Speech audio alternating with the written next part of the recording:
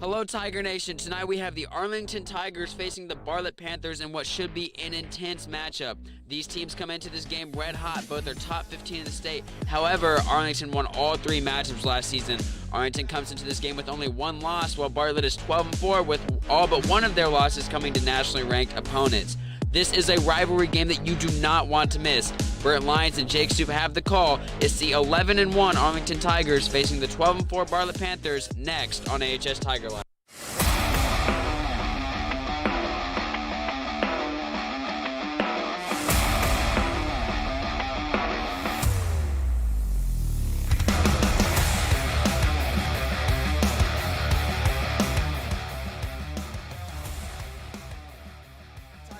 Tonight, the number 11 Arlington Tigers will be facing off against the number 9 Bartlett Panthers in this fierce rivalry game. Your commentators tonight will be me, Brett Lyons, and Jake Stoop.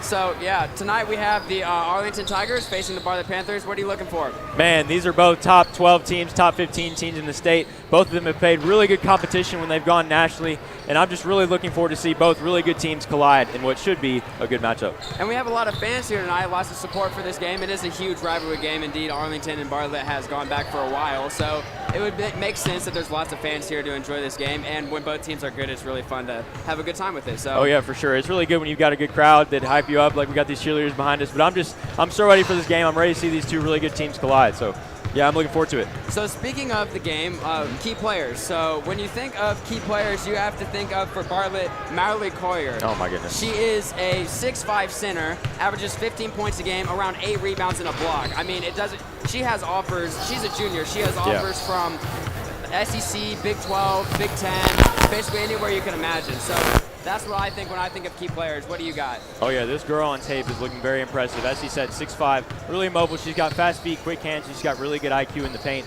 when she's trying to dish. So you can hit her in the paint. She can pass back out. She averages a lot of assists. Averages 15 points a game and 8 rebounds. This girl is really good. What do you got for us on Arlington?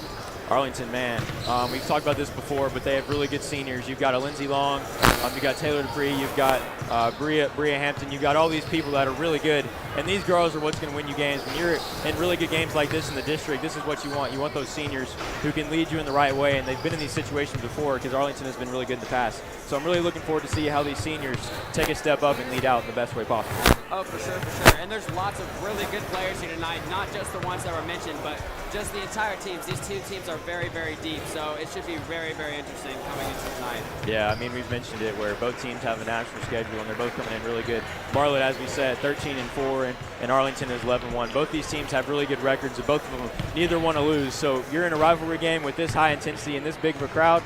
This is definitely due for a good game. And speaking of records, I mean, Bartlett's 3 of their 4 losses have been against nationally ranked opponents. They lost to the number 6 team in the nation and the number 15 team in the nation. So the losses that they have were close, but it was very big competition. So. Oh yeah, I mean, don't underestimate them for the record as 12-4, 13-4, because this team has played high quality competition. As you said, all teams being top 25 nationally, guys, not top 25 in the nation.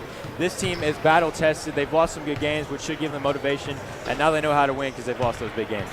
And we talked with the girls Arlington coach earlier, and she said how Arlington getting their first loss was really important coming into this game because she felt like it was a learning curve for them. They needed to get that first loss under their belt so that they knew what they were doing coming in. I feel like with that loss, she might have a point there where it will help them coming into this game.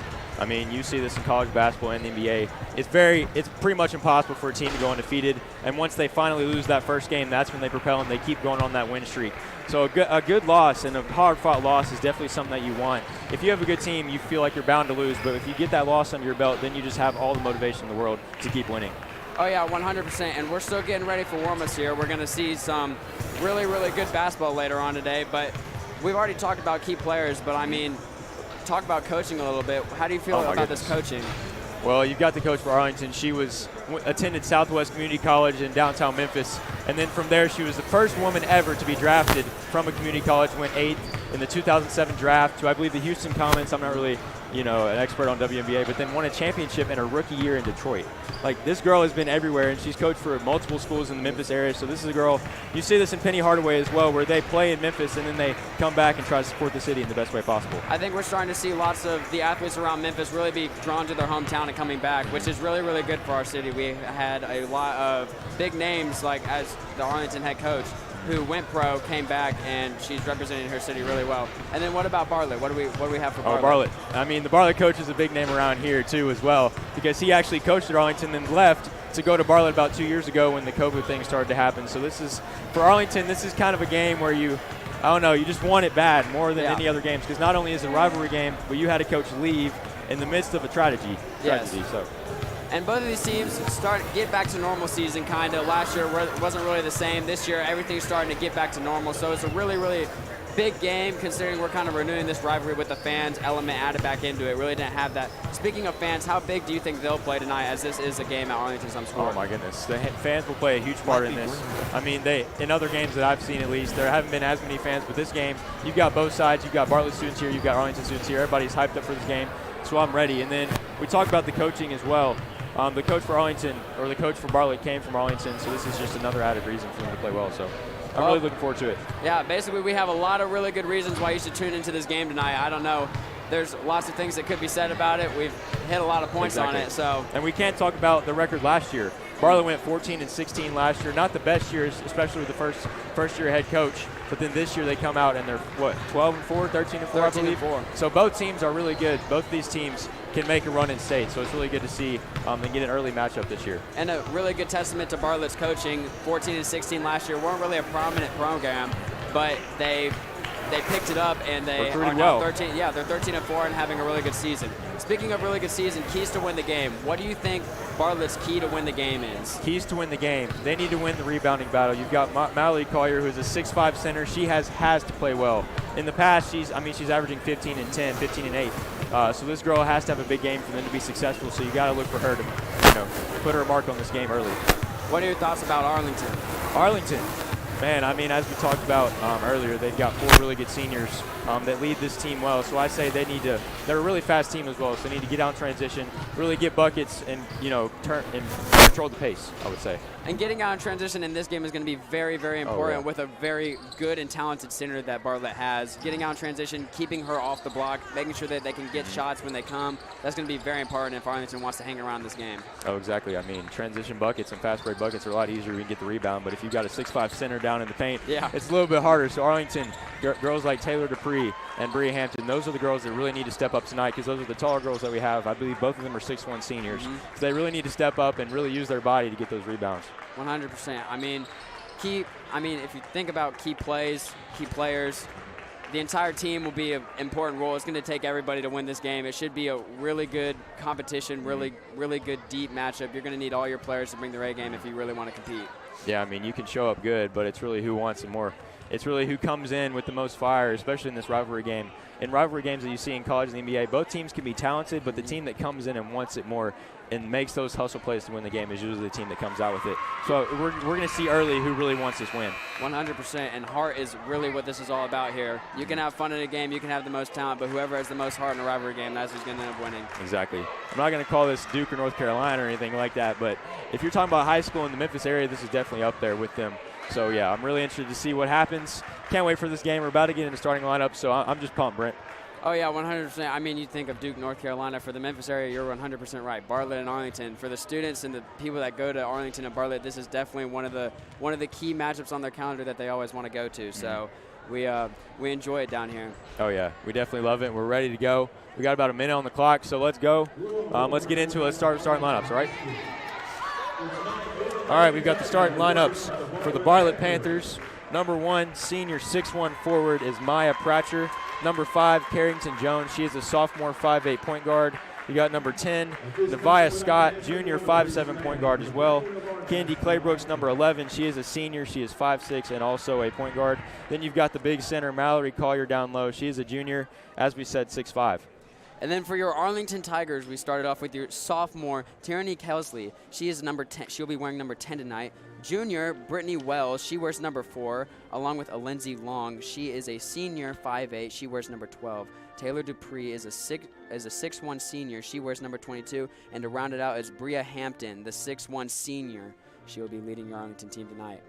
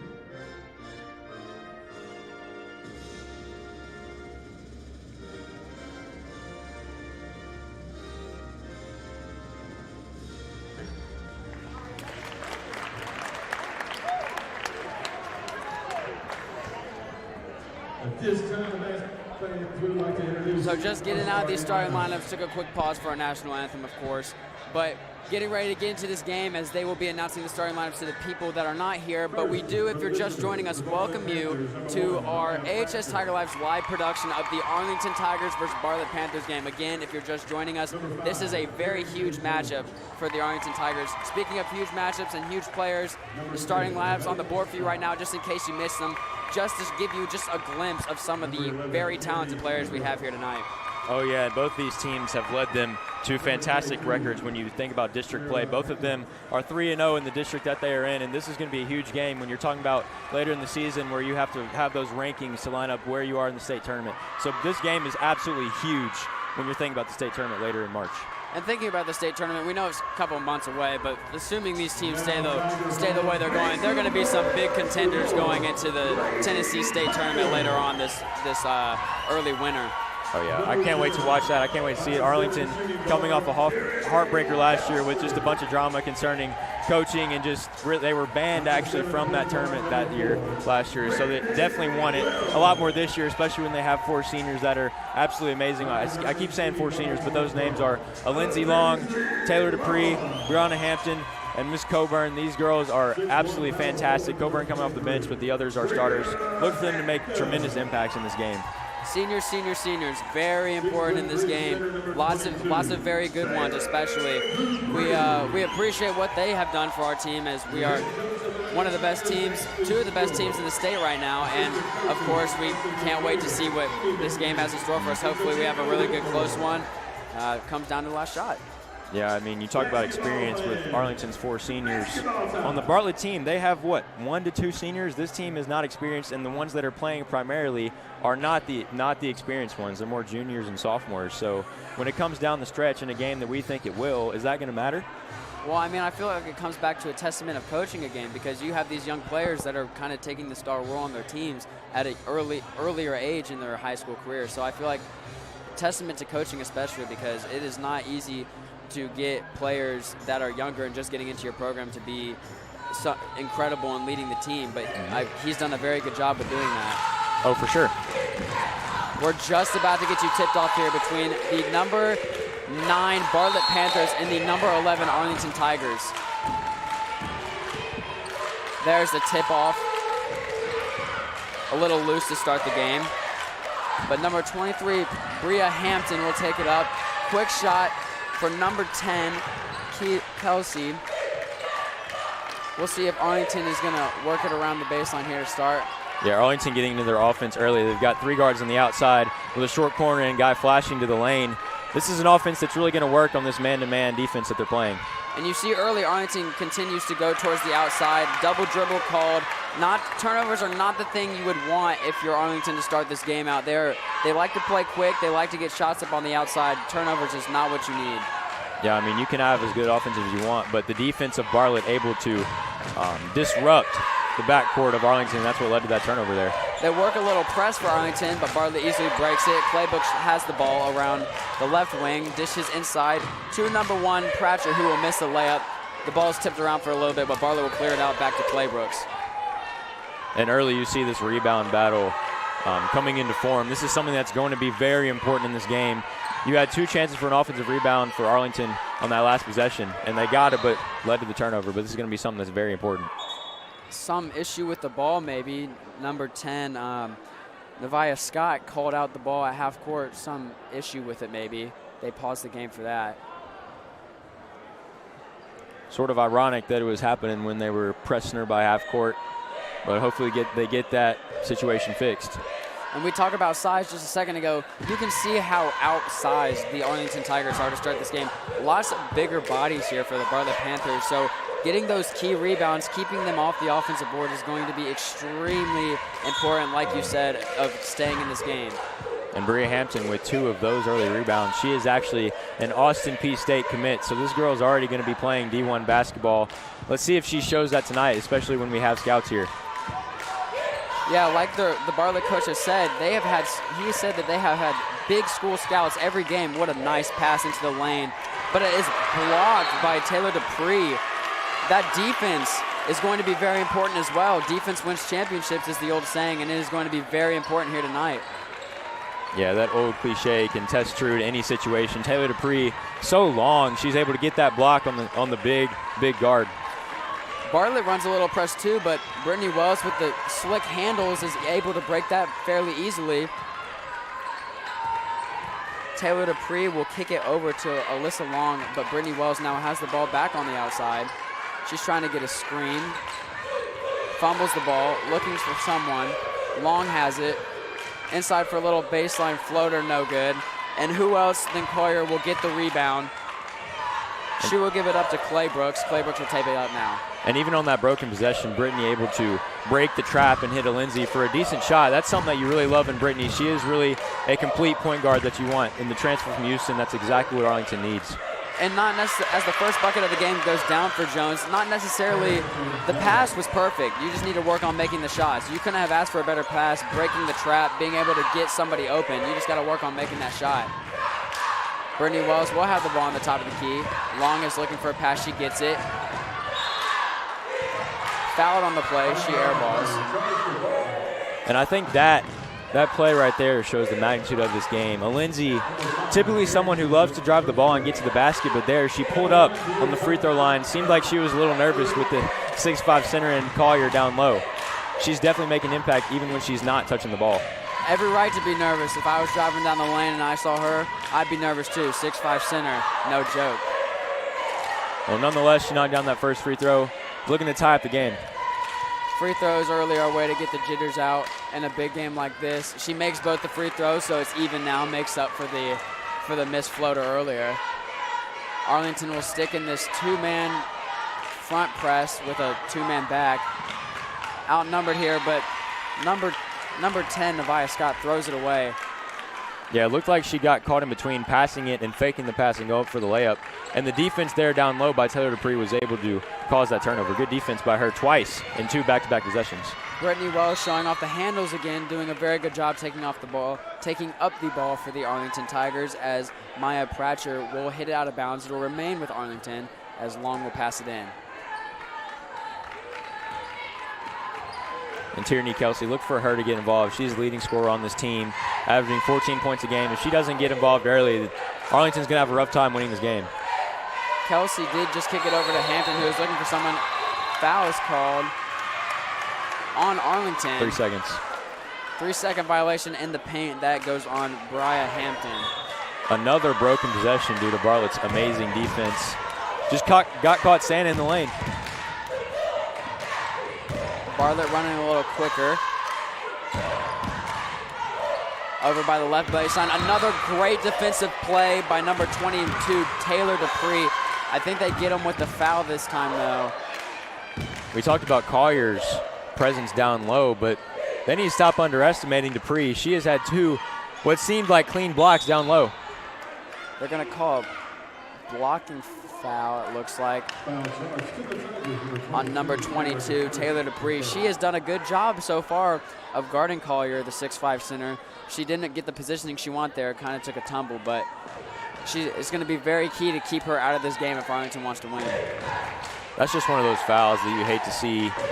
Playing physical, playing rough, and just someone hits the floor and the whistle has to be blown. Unfortunate there for Taylor Dupree. Tries to take a charge there, doesn't quite work out. Collier's going to get the rebound, can't finish right there. It's a little mix-up down on the sideline. But Britney Wells is going to take it up. She throws it down court pass to Long for an easy bucket with contact. Lindsey Long, we talked about her hesitating and taking that free throw jumper, but they're able to get into the body of the guard and able to convert there. One of the and one as well. She's got all 4 points early here for Arlington. Nevia Scott has the ball up top.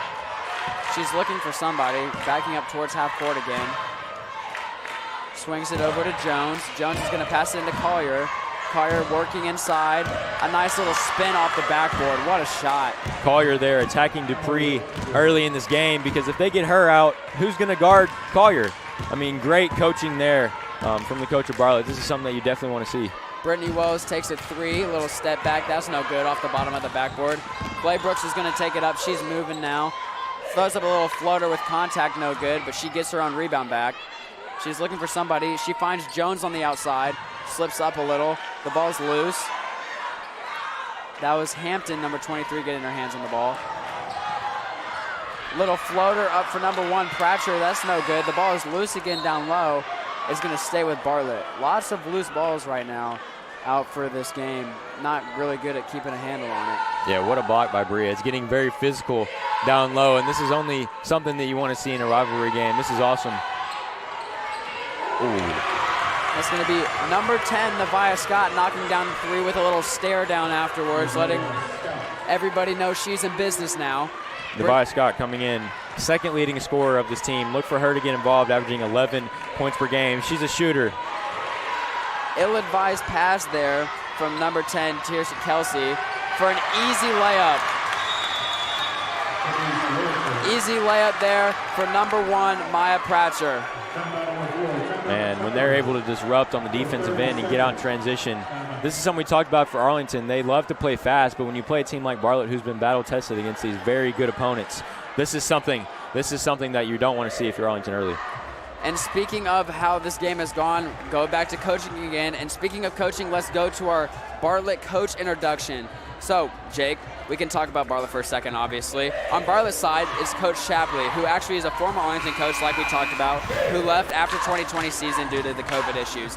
He led the Lady Panthers to a 14-16 record last season, but this year he has turned things around very, very quickly and dramatically. Yeah, he's been a solid coach here so far. If we look at Arlington's side, we've got Coach Ashley Shields. Coach Shields attended Southwest Tennessee Community College, where she became the first player ever to be drafted out of a community college. She was taken with the 8th pick in the 2007 WNBA draft, eventually becoming a WNBA champion in 2008. This is her second year as head coach of the Lady Tigers after coming in for Coach Shapley, actually. And we can see that both coaches have seen success in a very short period, so we'll see who comes out on top here tonight. That is going to be Kelsey, who shoots a three. It's not going to fall for her. It's going to go back to Bartlett. Shot did not fall, but great offensive possession there for Arlington, even if they didn't get the bucket, able to swing the ball around the top of the key and get it to one of their best shooters in Tierney Kelsey. And you can't be mad about that. Out of the threes they've taken so far, that was probably one of the better ones, as number 11, Clay Brooks, will get called for a travel there. Yeah, again, just one of those situations where you go up against Taylor Dupree down low and you kind of get caught in decision-making and what you should do. Long throws the play-out pass to Wells. Wells is going to give it to Dupree. Dupree gives it back to Wells for a three. That's no good. 0 for 4 so far to start the game from 3 for Arlington. But Collier steps on the line, and it is going to go back to Arlington, a much-needed break for them to start this game. Brittany starting 0 for 2, 0 for 3 from the field right now. She is one of the best players on this team. You got to look to get her involved, and she's getting clean looks, just not falling so far. And here's another turnover by the Arlington Tigers. Collier makes up for it by getting a tip on the ball. She'll get it back. She's going to swing it over to number 5, Jones, who gets it to Clay Brooks for a little mid-range jumper who airballs. There's a save. The ball's going to go to Hampton. Wells, the primary ball handler, will take it up. She's looking for something. Long's going to get a three. Ooh. Still not falling for the Tigers.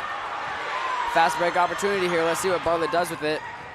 This Bartlett team does not score very much in key games like this. So if Arlington's going to want to pull this one out, they got to start hitting shots. They got to hit those clean looks because those are the cleanest looks you're going to get. Man, Taylor Dupree able to get involved and poke that ball away. And here we are. We're going to send you over to our man on the sideline, Roman Clary. Roman, what do you have for us?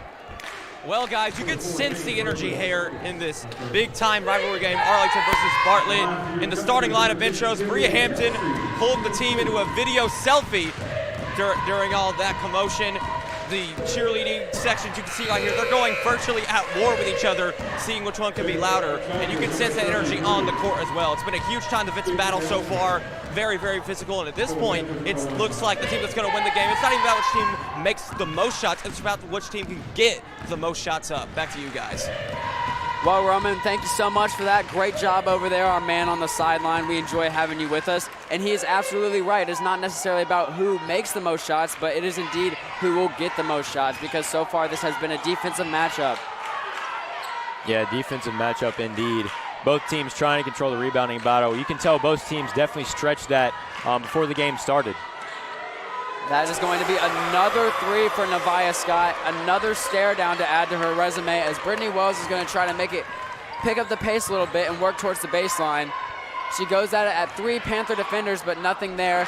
And a little putback for the recent sub in Nelson. She is a sophomore and 5'10". Yeah, Nevia Scott did not come into this game playing games. I mean, she's ready. She's hit 2 back-to-back threes that have nothing but net, and she's letting everybody know about it. Man, this is definitely something you want to see with Bartlett, because without those 2 threes, this would be a tie game. Have her on the outside now. Nevia has the ball. She passed it inside to who else but Collier, working against 2 defenders. And they're going to call her for 3 seconds. So it's going to go back to Arlington. Arlington working with maybe a tiny bit more momentum right now as they hit the last bucket. We'll see what they can do as the end of the quarter's coming. Hold it for maybe a last shot, maybe. It looks like Collier's trying to baby Taylor Dupree and just use a simple post move to get past her, but as we've seen so far, Taylor Dupree is here to play. She knew coming into this game that she was going to have to guard Collier and make a statement. She knows how highly touted this recruit is, and she knows that she's going to have to give her everything. She's doing a good job of that so far. It'll be a jump ball that will go to Arlington's side this time. Another turnover, this time by number 10, Kelsey. Claybrooks will have the ball. We have Nevia Scott out in the corner. A nice little tip out of bounds is going to stay with Bartlett, but still good defense is what you need. Arlington fortunate that this is a 4-point game. Lots of turnovers and lots of forced shots. I mean, if you're an Arlington fan, that's got to be promising, because you're only down 4 with that many that much lack of offensive mobility when you have the ball. But look to get a last bucket here before the quarter ends. And Maya Pratcher loses the ball. 3-pointer, no good. Looking for the rebound, can't get it. This is going to be the last shot for the Bartlett Panthers here. Gives it to Claybrooks for the buzzer beater, no good. But a very good first quarter here at Tiger Nation tonight. We are going to send it to break. We'll be right back after this short break. Roll over. Chance high five. All right. When you adopt a shelter pet, you discover all the things that make them unique. And your mother and...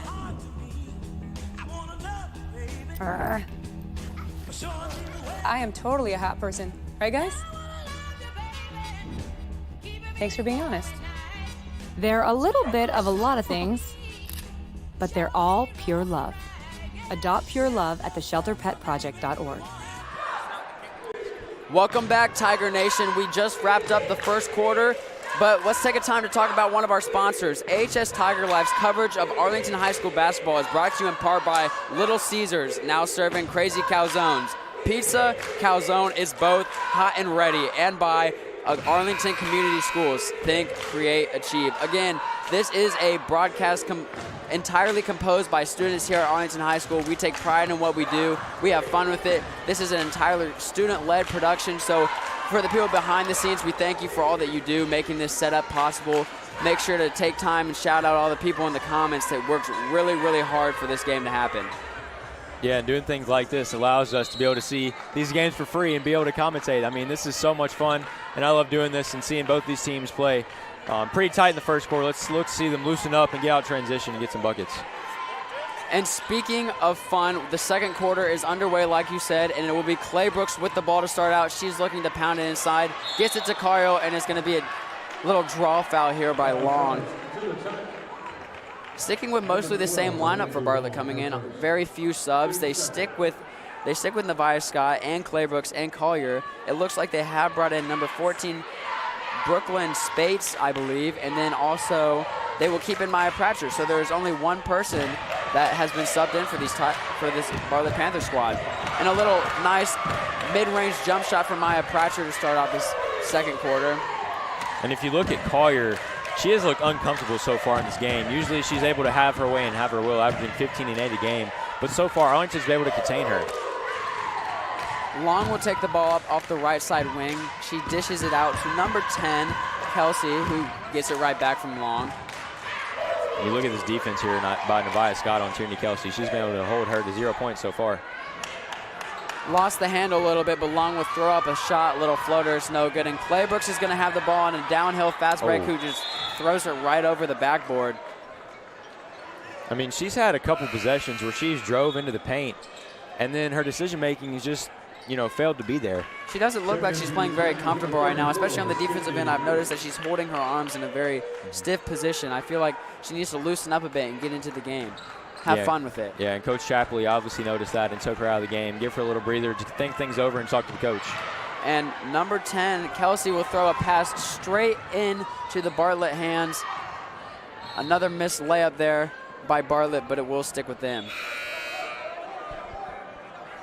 Yeah, they've been able to get out in transition so far frequently, but just unable to convert when they get down in the paint due to the very good defense in transition for Arlington. It'll be number 10, Nevia Scott, passing the ball in. Gets it to number 1, Pratcher, who gets another easy lay off the glass. Arlington's going to need to stop this inside game. That's where they've been going recently, besides the 2 threes from Scott. We got a foul on number 1, Maya Pratcher here. And as a fan, you have to question Britney's decision-making sometimes. When they get a bucket, she comes immediately down and just drives the paint and throws up what most of the time is a wild shot, and that's not something you want. You're going to need to work the offense and work this defense and get them tired, because so far they're outrunning you. And we know Arlington probably has a little bit of an advantage on the quick side, so really working it out and making sure that you can take advantage of those quick moments and not just trying to do it every single time, because eventually when you're playing in a game with a quick team, you're going to adapt. And if you do it all the time, they'll adapt very quickly, as Wells does miss the second of her 2 free throws. She splits the pair.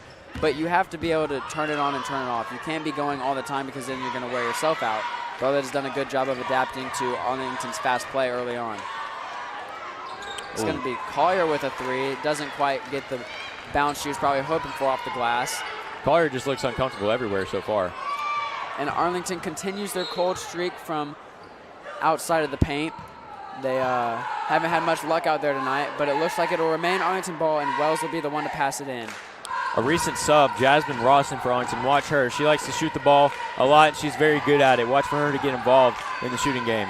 They immediately come to her off the inbounds pass to the corner. She's going to work it around. She's going to give it over to number 10, Kelsey. Britney Wells, of course, their primary ball handler. Or how about up top? Claybrookes guarding her. Decide to let her go one-on-one like she has so many in this game, but unable to penetrate. Kelsey has the ball here. What? I don't understand quite what happened there. Arlington head coach is calling for a tip shot probably, but I did not see a tip at all. I feel like she just lost the ball there. When Arlington's gotten in trouble, they've resorted to going one-on-one. And going one-on-one in situations like this against this defense, and then if you beat the defender one-on-one, you got to go in on Collier. I mean, that's something that's not going to work for you long-term in this game. And as we've seen, they've only scored 9 points in a matter of 13 minutes.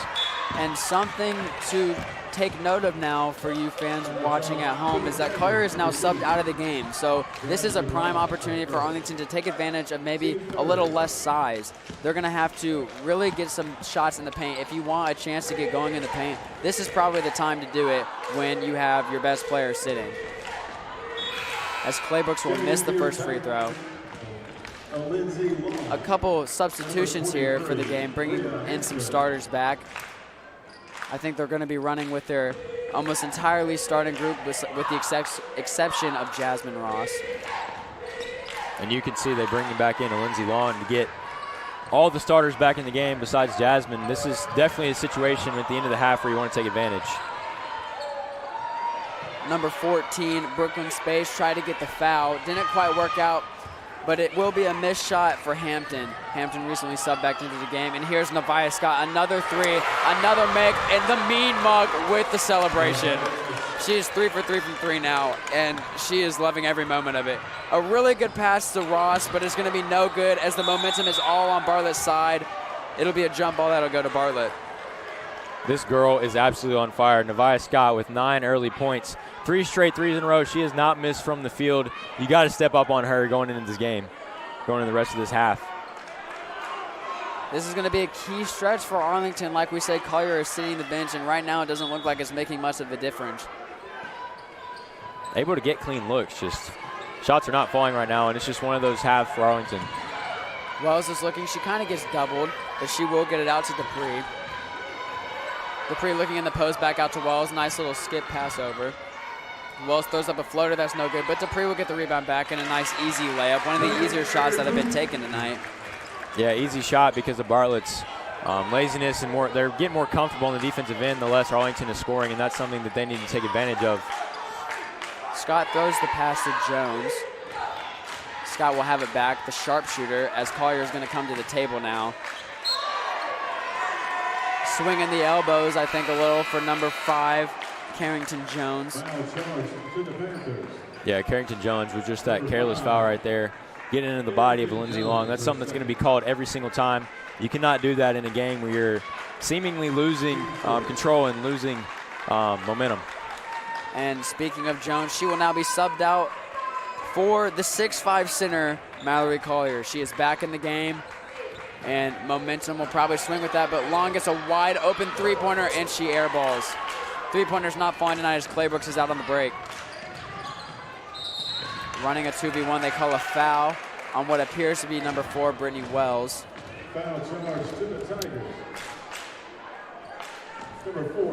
Yeah, Britney with, I believe, her first foul of the game. I thought it was on Taylor Dupree at first, and if that was on Taylor, that could have been pretty bad for Arlington with not much size coming off the bench. Claybrooks missed both last time, but she knocks down the first one this time. See if Arlington can get some momentum back with Collier back in. She makes both this time. 2 for 2 this time. Now she's 2 for 4. Yeah, unable to capitalize off Collier being out. Both of them scored 2 points in that matter of time. Good pump fake, got Collier to her backside, but she turns around quickly and gets the block. It just shows you how good and how much IQ she has for this game. Yeah, Bartlett coming in here and making a statement with the 10-point lead on Arlington's home court. Claybrooks is running it very quickly. She gets it out to Nevia Scott, who looked like she was going to pull up, but Long comes up and stops her from that. It's going to be Pratcher, kicks it out to the only non-starter in this game right now for Spates. Britney Wells will take it up. And Britney has played the entire game, and she's still trying to make plays. Man, what a pass inside. A little hook shot. Kareem Abdul-Jabbar-esque, doesn't get it to fall. Tipped around a little bit, but Collier's going to get it dragged to the floor. It's Hampton. It will be a foul on Hampton. And watch the fouls late in this game. Arlington has 2 more till they get in the bonus. That's something that you don't want to do, especially when they establish this press. Those careless fouls down the stretch is definitely going to lead to Bartlett free throws because they're hitting them right now. New sub in. Number 14 will come out. Number 13 will come in. Zoe Richter, the freshman 5'7" guard. We'll see maybe as a freshman getting some minutes here. We'll see what she can do with those. Arlington trying to switch it up, bringing Kiana Coburn, the tallest girl on this team at 6'3". Going to put her on Collier and see what it does these last 3 minutes. Definitely need to test it out because she's been able to get rebounds at ease. Pratcher kicks it to the sharpshooter Scott. He's going to throw it into Collier. Tipped off Collier's hands and an immediate turnover back to Bartlett's side. Claybrooks with a little step back, bank shot, 12-point game. That's a momentum builder for Claybrooks. She's been off so far tonight, especially when she drove the ball, but they're able to pull back and get the lucky bank shot. Britney Wells drives straight into the paint, looking for any foul she can get. She will get it this time. It will be a takeout for Arlington. Line formation off the inbound. Easy layup. It falls. There we go. Hampton gets on the board there with a layup. See, and that's what happens when you work those inbound plays in the offense rather than going one-on-one. You get an opportunity to create plays for yourself rather than just make them. Scott draws the double, but the loose ball comes from it. It's going to be number 1, Maya Pratcher. Collier with a very veteran move right there. A nice little spin move and bump to get to the inside of the basket. Not much you can do against that. Looks a little bit like MVP himself, Jokic right there, able to have that spin move and open up towards the middle of the paint, but then pulls back and gets the easy right-hand floater off the right side. And I don't think the NBA had a good time stopping Jokic, and Arlington is not having a good time stopping her tonight. This defensive intensity for Bartlett has been unmatched when you compare it to Arlington. Arlington looking a little sluggish, going to both sides on the floor, but Bartlett just turning up the intensity, and it's working. And right now, we're going to send you back down to our right-hand man, Roman Clary, on the sideline. Roman, what you got for us? Well, guys, I can hardly hear myself talking right now, if I'm being completely honest with you. It is loud in here, and I mean loud. But in saying that, I guess I was wrong. Both teams have been able to get up shots and move the offense more smoothly as this half has gone on, but Bartlett has been making their shots like they just did right there, but Bartlett has, or Arlington rather, has not, and now they're down by 15, and Bartlett's offense is rolling, and as a result, it's caused a 15-point separation. Can Arlington get back in it in the second half?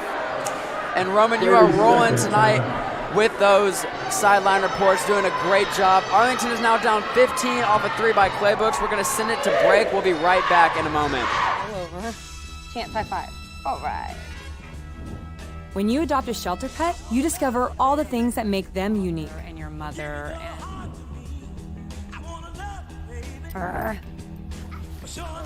I am totally a hot person. Right, guys? Thanks for being honest. They're a little bit of a lot of things, but they're all pure love. Adopt pure love at theshelterpetproject.org. Little Caesars is proud to sponsor AHS Tiger Life Media and tonight's volleyball live stream crew. Little Caesars here in Arlington has everyone's favorite hot and ready pizzas, desserts, and the new Crazy Calzone. Be sure to stop by Little Caesars after tonight's game to grab your late night snacks. Tell them AHS Tiger Life sent you. And pizza sounds really good right now, doesn't it, Brent? Pizza sounds great. I am very hungry, but maybe more hungry for maybe a little Arlington comeback. They're down 15. Lots of momentum there from the cheerleaders at that little break right there.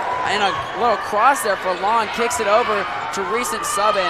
Won't be able to make much there. But I'm definitely looking for a comeback here for Arlington. See, working the offense, moving the ball around. That's exactly how they're getting buckets. When Arlington goes into this halftime break, they need to establish and solidify their offense and what they're going to do rather than freaking out in the pressure of this game. And the first play of the game, they worked the ball really well around the outside. Since then, they've been playing lots of 1v1 ball. Another 3, different player this time. Number 1, Maya Pratcher.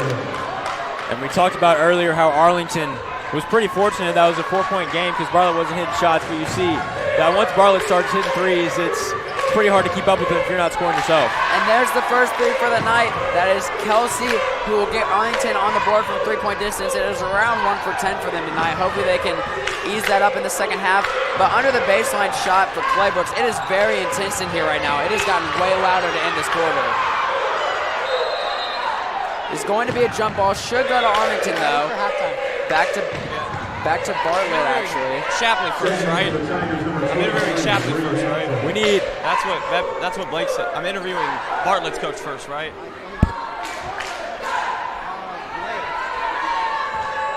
Yeah, we need Tierney Kelsey to continue to get involved with that 3 and that steal, but she fell down. That's something we need because she's been leading this team in scoring all season.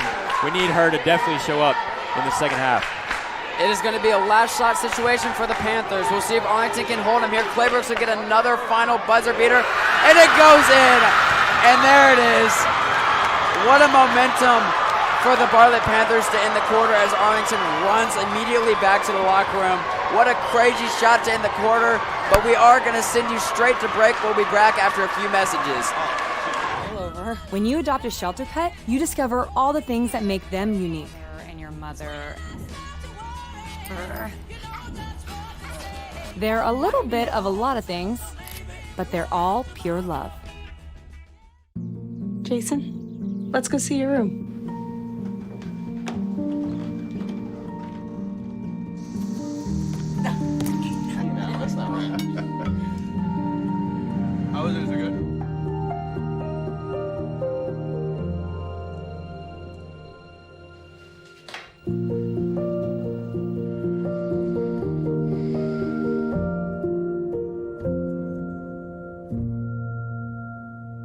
1 in 3 adults has pre-diabetes. That means it could be you, your dog walker, On your left. your cat jogger. With early diagnosis, pre-diabetes can be reversed. Take the risk test at doihaveprediabetes.org. I can't express how much I appreciate every single thing that St. Jude has done. You never know when you could be that determining factor to save the next child's life. A million thank yous.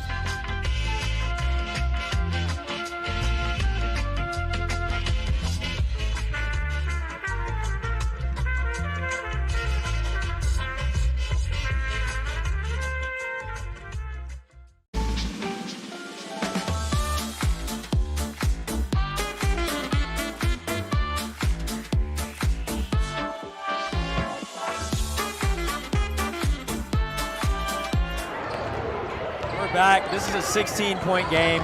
Bartlett absolutely running away with it, but Arlington looking to get back into it in the second half. Right now, I know we've talked about coaching a little bit early in this game. Let's go and hear from the coaches themselves right now.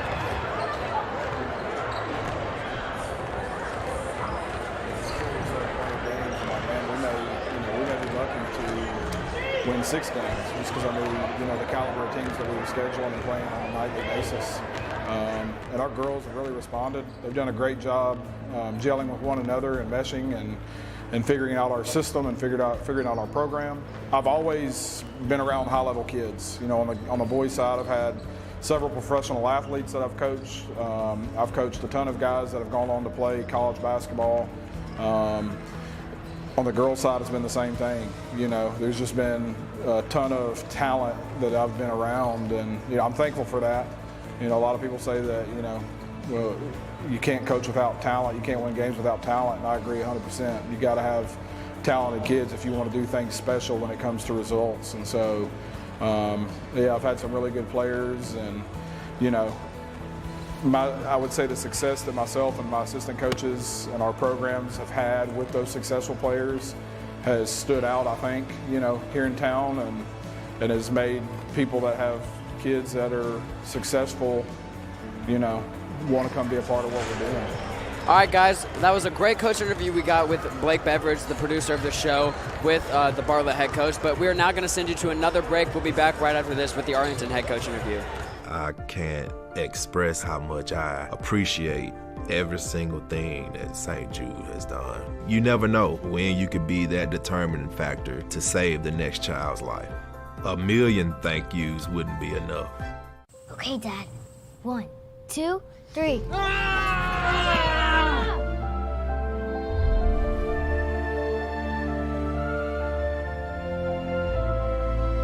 You saved me. Dad? Are you okay? I'm fine, dear. Your hero needs you now, and AARP is here to help. Find the care guides you need at aarp.org/caregiving. Hey world, I have a quick message. It's about safe driving. All right, let's go. Anytime you're driving, have the seatbelt buckled tight, both hands on the wheel and your phone out of sight. When not in your hand trying to text somebody back, because if you do, your car might get smacked. The moral of the story, just put your phone down. The people on the road will stay safe and sound. Put your phone down, put your phone down. People on the road will stay safe and sound. Yeah.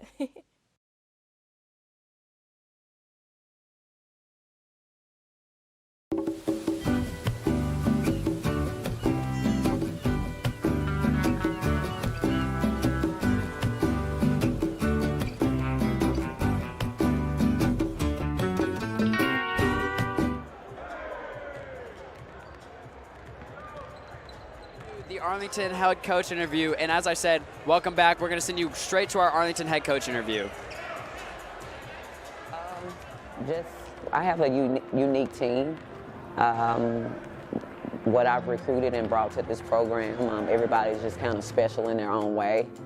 I have a group of girls that really likes to work. They really respect one another, and it's, they bring sisterhood here, and they just some good girls, that loves to work and enjoy what they do. So as a player first, I played this game for a long time, so I just believe in team. I believe in doing everything together.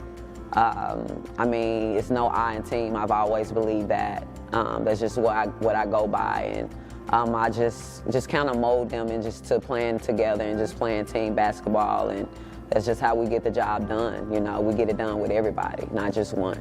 So pretty much I don't, you know, label them as superstars. To me, you know, I just have a team full of stars. Like, that's to me. Everybody is good. Everybody is, like I said, unique. Everybody is special in their own way. So I never separate nobody. I never show favoritism, you know. Like I said, we're one. We're a team together. We lose together. We win together. Everything we do is together. So I don't really label them as superstars. I just label us as a team full of unique players that want to get the job done. Yeah, Coach really emphasized in her package how they need to play together as a team, and that's definitely something that they need to get back to, because that's how they win. That's how they win games. So we're looking forward to seeing it in a couple minutes, but we're going to go to another short break. Look at this new crazy calzone from those brainiacs at Little Caesars. It's a pepperoni pizza surrounded by a calzone crust. Little Caesars got us again. Is it more pizza or more calzone? I don't know. What do you think, Pizza Bot? Pizza, calzone, both. Confused. Pizza, calzone, both. Tell my wife. Bleep bloop. Oh, we're not Big Pizza. We're Little Caesars. The new crazy calzone for $8.49. Pizza. Staring contest. You still got it. I know. Come alive with the forest. Visit discovertheforest.org to find a forest near you. Yeah, we're going to go back to our Bartlett recap because they start out with a 16-point lead, so let's look at some of their highlights.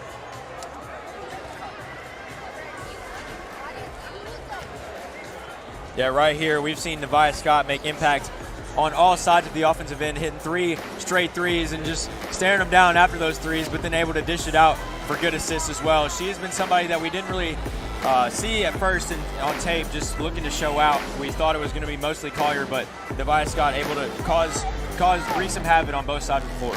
And it's not just been Nevia Scott, it has also been Clay Brooks. Clay Brooks has done a good job of facilitating this game, done a really good job of leading this game for the Bartlett Panthers.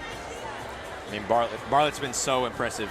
I mean, this is a team that we knew had played tough competition, but coming in, they look like they're the better team. And speaking of better teams, Arlington is going to have to get better to win, but they did still have a couple highlights, so we should take a look at those now. Arlington started this game, of course, started with a free throw, I guess. They made some of those, so I guess that's important to have in there, some of the points that they have so far. But yeah, free throws are important too. But defense has probably been the story here for Arlington to start this game. They're going to need a lot more of it if they want to compete in this game, along with scoring, maybe more free throws. Maybe that's a little foreshadowing. But they've been good on the boards, good inside when Collier's not in. And then the one lone three-pointer here from number 10, Kelsey. That's kind of the only momentum boost that Arlington has had the entire game, besides, of course, getting destroyed by Bartlett so far. I mean, getting destroyed is a strong word, but that's really the only way to put it when you're talking about this. Halftime stats, obviously, Nevia Scott leading in the points per game, but then you had somebody like Clay Brooks just start to step up at the end of the half because she caught her rhythm, and that's something that deeply affected the 16-point lead. And speaking of defense, you can see on the screen, we talked about defense being a key stat here tonight, and 6 steals for Bartlett compared to 3 steals for the Arlington Tigers, along with 3 blocks and 2 blocks for Arlington. So it's kind of even out a little, but you can see that Bartlett is still dominating that area, and of course, offense speaks for itself. We've been watching, especially that buzzer beater for Clay Brooks to end the half. If you wanted a momentum boost, a 30-footer, just throw up to end the quarter, that's something. Yeah, you can't get any better than that, and they were coming off a 13-point lead before that shot. But you look at those blocks and steals, a lot of those blocks and steals has been to the defensive pressure, but a lot of it has had to do with Arlington's shot making and what they're doing on offense, because a lot of it has just been, just shots that you don't really want to see, especially in a game like this where they don't really move the ball, they just go one-on-one, and a lot of it has led to turnovers and points for Bartlett. And Arlington has taken a Memphis basketball approach to start their season with the one-on-one basketball approach. Hopefully, Coach can channel some of her inner Penny Hardaway from the last couple weeks and get him out of that mindset. Man, we need some Larry Brown. Forget Penny Hardaway. We need some Larry Brown with that expert coaching. But this is exactly what I was thinking. I just didn't want to say it because I didn't want to, make fun of my favorite team. But thanks for doing that for me. But anyways, let's just go away from Memphis. Let's say Arlington does not need to play like Memphis. That's not even that. You shouldn't even mention it. Well, we won't need to mention it anymore because it is the third quarter now. We are kicking you off back here at Arlington High School. It is 34-18 if you're just joining us. Bartlett has dominated the offense and defensive side of the ball so far. Looking for a little momentum. The only one to hit a three so far this game. She knocks one down to start. Kelsey, the only 2 threes of the game for the Arlington Tigers. Kelsey continues to be impressive when she closed out that half in the beginning of this half. If you're Arlington, you absolutely need Tierney to step up in this game. And they are coming out with pressure with the half-court trap there. A little frisky on the pass there, but she kicks it over to Nevia Scott, the deep shooter threat. Clay Brooks loses the ball. Good defense there by the Arlington Tigers, and it's going to be Hampton running the fast break kind of, but it gets shut down there by Bartlett. Working with it still now.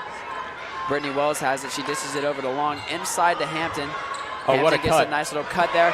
Good pass inside, but you couldn't have asked for a better shot. It just didn't want to fall. Another bounce that you just couldn't get. But the offensive rebounds, a little push there by number 5, Carrington Jones. A lot going on that play, but it will end up being Arlington's ball. I mean, even with that possession where you had 2 open shots, you got 2 offensive rebounds. I mean, this is something that we've highlighted since the beginning of the game.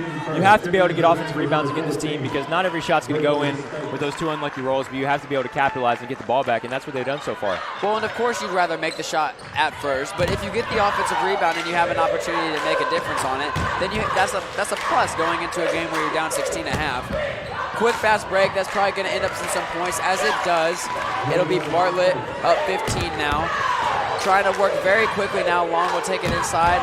Nice little off the glass. They make that one. Cut it back down to 13. We are running very fastly here to start this third quarter. Yeah, both teams look to be comfortable playing at this pace, with both of them capitalizing with 6 early points combined. And it was a very poor pass by Nevia Scott, but Hampton wasn't looking, so got to her target, but it is now a fast break for Arlington with another missed layup. Long misses her 3rd layup of the game. That is not something that you want to say. I mean, she's getting open. She's getting to the paint. That's all you can ask for. The shots will come as she keeps playing, but really impressive to see her get to the paint at ease like she has so far. And getting to the paint is one thing, but making it is another as Britney Wells tries to shake her defender. Long pulls some 3. Ill-advised shot there. Had a defender right in her face. Probably just trying to get something going. The defense will step up here.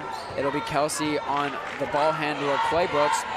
Clay Brooks was the one that hit that buzzer beater to end the second quarter. She's about where she was when she made it now. And this is going to be the most important key to the game is when Bartlett's on offense and Arlington's on defense. Because earlier in the game, it was a 4-point game. It was a close game because Bartlett just wasn't hitting shots due to the defensive intensity there for Arlington. That's something they need to step up because the shots are eventually going to fall for Arlington with them being a really high-scoring team so far this season. So they just need to step up defensively and keep them from scoring as much as possible. And Nevia Scott has been known as a shooter tonight.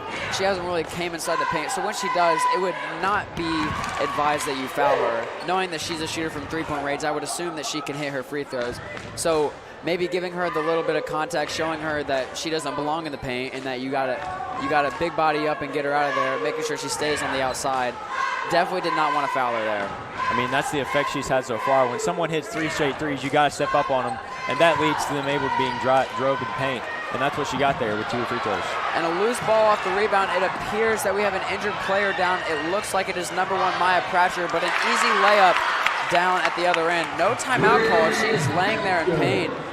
Now they call a timeout. Of course, we hope she's all right. That is Maya Pratcher on the ground. Man, you gotta, whenever you see something like that, you gotta feel bad for that. And that's something you never want to see in any situation, so I hope she's okay. And Arlington getting out to a 7-3 run to start this half, able to turn up the defensive intensity, which has led to a couple buckets. While we have this break in the action, we would like to let you know that tonight's game is brought to you by AHS Tiger Life, the official media publication of Arlington High School. Head to ahstigerlife.com right now to see various student-produced projects such as videos, podcasts, news articles, and of course, live streams just like the one you're watching right now. For all this and more, head to ahstigerlife.com. Again, that is ahstigerlife.com. We do hope that Maya Pratcher is okay. She appears to be in a lot of pain. Can't really see what it is. It kind of looks like a knee issue as they are trying to stretch out her knee right now. She came down off the layup opportunity. I'm not sure if she was the one who was taking the layup or the one under all the collision, but She was the one to fall, and when she fell, everyone saw it and everyone just gasped. I mean, that took a, crowd's heart stopped beating for a second, because that's just something you never want to see.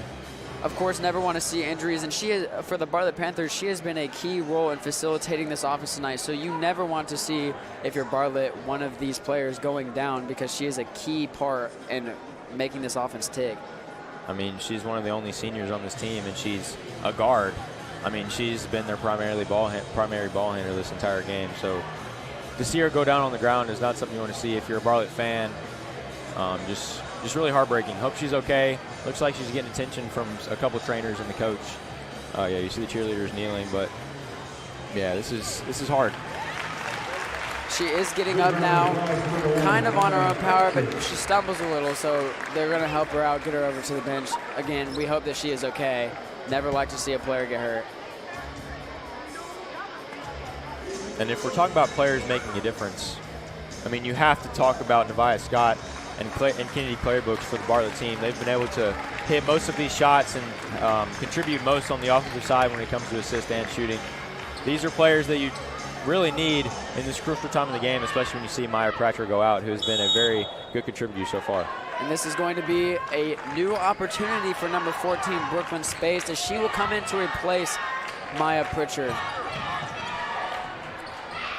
Air ball there by number 5, Carrington Jones. It will go back to Arlington with an ill-advised layup. Arlington looking for someone to pass the ball to, waiting a second, setting up the press now is Bartlett. And again, they've outscored this Bartlett team by 4 so far, and Bartlett notices that and establishes the press. But without one of their main forwards, you want to see if they struggle with this more than they have in the past. And Arlington does something you never want to do, which is run to the corner when you're getting the pass in, especially on a press.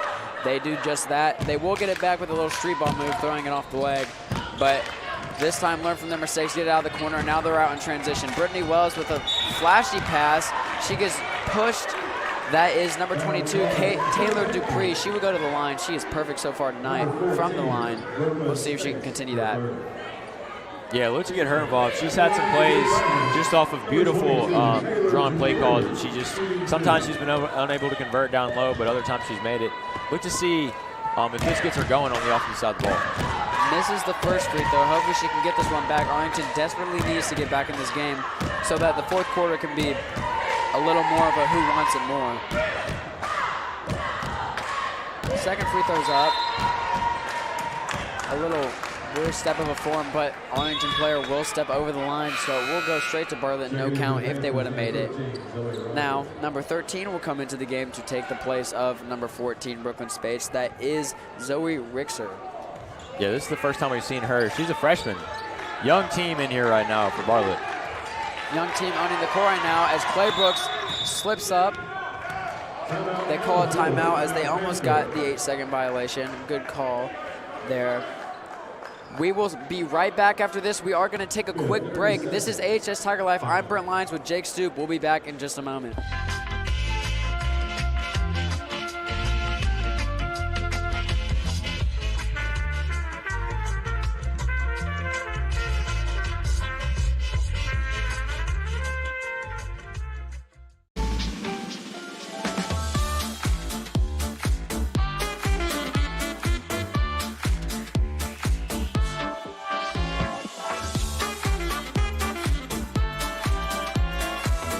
One in 3 adults has pre-diabetes. That means it could be you, your dog walker, On your left. your cat jogger. With early diagnosis.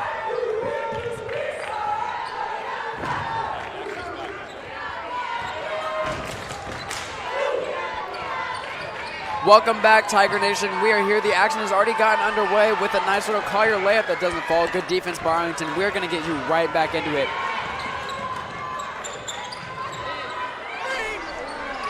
Man, good look there from Lindsey Long. Just so far in this game, unable to convert on those open opportunities. She's usually one of the leaders of this team, averaging 13 points a game, but so far she's gotten clean looks, just hasn't been able to fall. It will stay Arlington possession. Long is the one on the baseline. Kick out pass to Britney Wells for 3. That is too easy. She needed to make that, and now it is a single-digit game now. Britney Wells needed that as a confidence booster. Let's see if she can continue it. Definitely a confidence booster. You can see her hesitate a little bit, probably because those missed threes early in the game, but that was something that's definitely going to get her morale up. And putting a nice man in the middle there to break Arlington's press. She goes straight into the baseline and will get the harder foul. It will be number 13, Zoe Richter at the line, the freshman. Very young and promising team out here for Bartlett tonight. And a lot of the players that we even haven't mentioned so far that have been in this game are young players. Arlington is the more experienced team, but Bartlett coming in here acting more experienced. Not in the second half necessarily as much, but definitely in the first half. And there's still a lot of time left in this game for Arlington to get back in it if they wanted to. Of course, they could sit back and just let Bartlett take it. But I'm assuming they want to win, yeah. Hoping to split the pair here. She makes it. It goes back to a double-digit lead. Sub is coming in. Number 22, Shamara Hamlet. This is her first time into the game as well, so we're starting to see a little mix-up of that 5th player option along with the 4 starters, trying to figure out what's clicking probably. Long dribbles right into the defense, but somehow gets it out. She kicks it to Hampton. A tough little layup, doesn't get it to fall. Loose rebound, Claybrooks has it. Looks like she's going to take it herself. Kicks it out over to Nevia Scott. Little hand check there. That hasn't been legal since the 80s. Three-pointer is off. Loose for the rebound. It's going to be Arlington basketball as Collier starts to run back to take her position in Arlington's paint. I'm really liking Nevia Scott, not just because she hits so many threes and hits so many shots, but just watch the way she carries herself. Watch her body language. This is something that should be watched. If you're looking at a good point guard and something you can take from her, definitely just watch the way she carries herself. This is definitely something you want to see in your junior point guard. She plays with a lot of confidence and swagger. Reminds me, and she has good prowess on the defensive end. An ill-advised shot there. Could have passed it out, and another missed layup. This rim just does not like the Tigers right now. What is that, 3 or 4 rollouts? I mean, this is unbelievable. And just this quarter, too. Claybrooks gets the screen from Collier. If she misses, which she doesn't, Collier had great position for that rebound. It will be a 3 there for Claybrooks. Britney Wells trying to... Yeah, Claybrooks did not start off the game too hot, but the end of the first half, obviously with that buzzer beater. I don't know if that was the buzzer beater you were looking for when you said pregame, but it was one. And then early in the second half, she was able to have an impact, so just really good to see that from her. Claybrooks and Wells have been looking like they're going at it all night so far. They've been guarding each other the entire game. Neither have really sat, but Claybrooks is getting the best of Wells so far. We'll see if Wells can turn it up, get her team back in it. There's a turnover as she gets double-teamed by the dynamic duo of Claybrooks and Collier. That is a charge. It'll go back Arlington's way. That is the recent sub-in, Jasmine Ross, my bad. She came in for the Tigers and made an immediate impact. Maybe that is what they need to get back in this game. Yeah, had perfect position there. Collier came in. She's not usually the one handling the ball, but she came in and just absolutely ran over Jasmine Ross. We'll see if Ross can make an impact now. We know she's a shooter. Mid-range jumper now, not the roll. She gets the board, though, and she's definitely fouled there. Good call there by the referee. Our men in stripes over there doing a good job making sure they get the right call. Jasmine Ross comes in at 5'7", and she's going in there with a 6'5" center and a 6'1" power forward. This is a girl that does it all. She's got that intangible that she just always wants the ball. She's going to make those hustle plays that you need to win, and that's why she's in the game right now, making an impact immediately, as you said. Claybrooks does not seem to agree with this call, talking to the referee right now. Nonetheless, bounce goes for Ross. That's the first one they needed. Every free throw becomes a little more intense and a little more hype because Arlington is down 12 and needs it to stay in this game. I mean, especially when Bartlett has 6 fouls, 1 away from the bonus, and this goes for the rest of the half. I mean, watch that. The next time they foul, they had 1 to give. The next time they foul, they're going to the line every single time, and that is something that could drastically affect this game. Sharpshooter drills the second. It will be Claybrooks taking up the ball. Throws a deep pass to Nevia Scott, who just chucks it straight off the backboard. Maybe a pass there to Collier, though. Collier does not have that many points tonight, but she's making do when she gets it. And there's a block, making up for that not high-scoring night with defense. Arlington gets the offensive board, and that was definitely a foul. She's going to get called for it. That is Taylor Dupree who's going to go to the line. Taylor is 4 inches shorter than Collier, but able to get that rebound and do the post move, which she expected, but did not get away with it as she made contact and kept with the foul. And one advantage being a smaller player going up against Collier is that she's going to have to bend down a little to get to you, so you have a better chance of drawing a foul if you were to go in on her. Lots of teams don't like to do that because they know of the defensive stature that she carries herself with, but if you take a chance, most of the time you'll end up at the line like Dupree is right now. And with that foul, Collier will have 2, as well as them committing 7 fouls in this half already, and we're only less than 5 minutes in the game so far, or 6 minutes in the game. So that's definitely something you want to watch. Arlington's got to be hitting these free throws. Free throws off, and Scott will have the ball. She kicks it to Claybrooks quickly. Back over to Scott, the sharpshooter looked for something, didn't get it as the defense is quickly there. Claybrooks is going to get the kick out now. Looking for her offense to move around a little as her and Scott are playing hot potato with the ball right now on the outside wing. Collier is wide open for an easy layup, and I think that is 8 points. But at this point, we are going to send it back down to our man on the sidelines, Roman Clary. What do you got for us, buddy?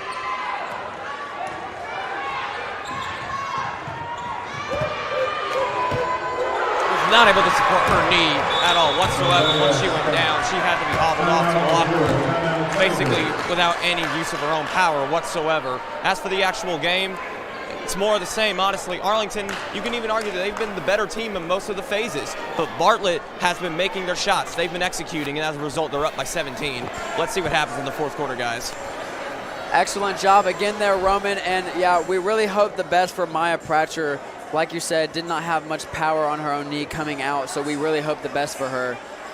So, but speaking of hoping the best, there has been some of the best players here tonight, and players making a difference is very, very important to this game. So speaking of players making a difference, tonight's player making a difference is Claybrooks, of course, the facilitator of the offense, the one who gets everything going, the one who feeds all the players and makes the shots when needed, and apparently tonight buzzer beaters as well. She's made a couple threes, a couple key shots when it seemed like momentum was switching over to the Arlington side. She hit threes, she hit open players. She's done a great job tonight making sure that Arlington does not get any breathing room in this game. And with Pratcher going down, she is the only senior left on this Bartlett roster, and she's been able to show her prowess so far. And a nice little mid-range jumper there for Long. Needed that one to get going. Still down 15 as Scott is going to get another three-pointer. That is 4 for the night, and Bartlett is loving it. That is 5 threes without fail. She has not missed so far in this game. Man, Nevia Scott is showing out so far. Junior 5'7" point guard. Watch out for this girl on the next level because this girl can shoot. And if what all the Bartlett coach has been saying about Collier and the scouts being here, they might need to take a look at Nevia Scott while they're at it. 5 3-pointers in the third quarter is no easy feat. Neither was that block there by Bria Hampton. They might be down by 16 right now, but that was still a great block. Trying to shift the momentum. That was Long, who's not quite going to get the three-pointer. Hasn't had much luck there tonight. It was a jump ball. It'll go back to Bartlett, and it'll be Claybrooks on the inbound. And you talk about girls being recruited. I mean, watch out for Claybrooks as well. Watch out for Nevia Scott and also Bria Hampton, who committed to Austin Peay State, who will be playing basketball at the next level. All these players have been showing out. If there's one that hasn't shown out as much, it was Bria Hampton, but look for her to get more involved as she gets that rebound. And, of course, Maya Pratcher was obviously playing incredibly well before she went out with that knee injury. I just did see a look of her leaving the court. So we hope that she's okay. We hope that she makes a speedy recovery. It will be Wells at the line, shooting 2 now, down 16. Nevia Scott missed her first 3 in a little frustration after that miss. She comes up with that foul in the backcourt. I mean, this is what you don't want to do. You're really close to double bonus. This is not something you want if you're Bartlett. The fouls have just been unnecessary. And if you're Arlington, and after this third quarter, you're really going to have to push going inside the paint for everything. Getting those fouls, getting to take those free throws is going to be extremely important if you want any shot at making this game a little closer, trying to prove that they are one of the top teams in the state. I think both teams have proven that they know how to play the game and that they can contain themselves in these big situations. I say both teams you definitely need to watch out for going down the road when you talk about district play, as well as the state tournament. But Bartlett just having the upper hand so far. sub-in was in here earlier, but now she is checked back in. Hamlet is back into the game as Clay Brooks is getting hardly guarded by Long, and there's now a huge matchup inside the paint. But Arlington's defense does a good job of getting that play broken so that they can get their man back on Miss Collier. And who else but Jasmine Ross? I mean, making these plays that Arlington has needed down the stretch. Hasn't turned into many points, but they would have turned into more points for Bartlett if she would not have had that impact. And Clay Brooks has the ball because why not for another shot to end the quarter. And now Bria Hampton is on the ground and she is grabbing that knee. Same side of the court as Maya Pratcher earlier. It is the end of the quarter almost. We are hoping that she's okay. She is in really, really deep amount of pain right now. So we're going to cut to a short break with that injury in the end of the third quarter. We'll be right back in a minute. All over. When you adopt a shelter pet, you discover all the things that make them unique. And your mother. They're a little bit of a lot of things, but they're all pure love. Jason, let's go see your room.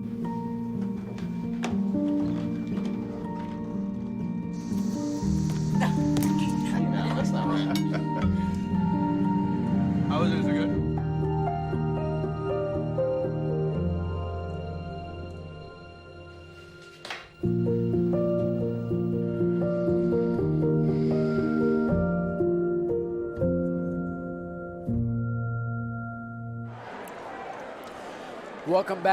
Welcome back, Tiger Nation. We are here live towards the end of the third quarter. Currently, Bria Hampton is down on the ground in a tremendous amount of pain. You couldn't hear it, but there was a lot of screams as she is now very emotional over on the other sideline. You know that moment when you get hurt and you can't help from like hyperventilating? It's just hard to breathe. And that's exactly what she's going through with how high her heart rate is right now, just dealing with extreme pain. I mean, this is just a terrible situation here with, as we've talked about, her going off to college next year. So we really hope the best for her in this situation.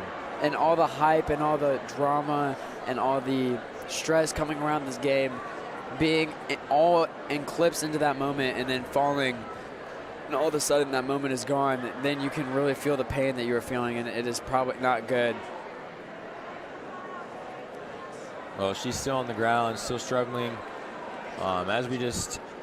We really don't want to watch her in pain. I know y'all don't either. So let's go to another break, and we'll be back in another minute. It's here at Arlington Community Schools, where we thrive on creativity. We take the scattered pieces to build something great. We work together to challenge ourselves and each other, defining who we are and who we want to be. We rely on technology to learn where we came from, to see where we're going. We adapt because we know there's a world of opportunity for all. We thrive under pressure to make our future great. We are Arlington. Think, create, achieve. 1 in 3 adults has pre-diabetes. That means it could be you, your dog walker, On your left. your cat jogger. With early diagnosis, pre-diabetes can be reversed. Take the risk test at Do I Have Pre? Welcome back, Tiger fans. Bria Hampton has now been lifted off the court, not on her own power at all. She has gone to the Arlington bench now. Again, we've said it a lot, but we really hope the best for her and getting better.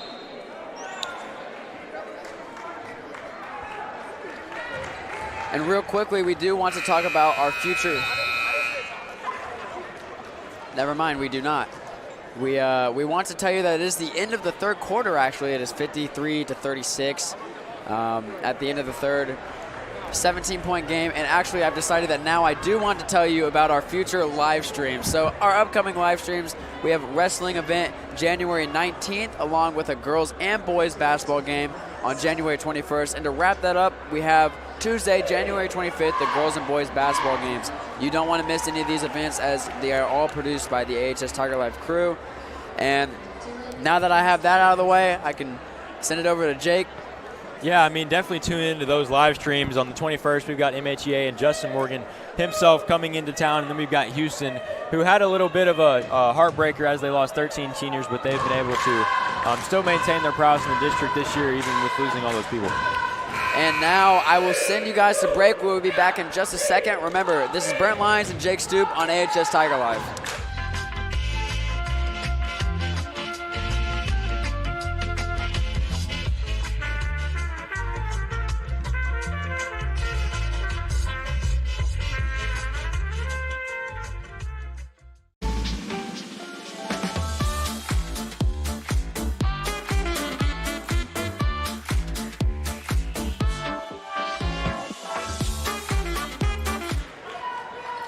Welcome back, Tiger fans. We have just kicked off the fourth quarter of this game that has not lived up to the hype quite yet. Hopefully, with these 8 minutes left in the game, Arlington can bring something together and maybe make a run at this game.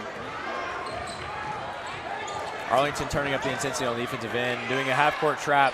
That is definitely something they need if they want to get back in this game and get out in transition and get those buckets. Right after the half-court trap, they lose it completely, and a wide-open three for Nevia Scott. Even though she missed, never want to leave her open. She's at 5 threes tonight already.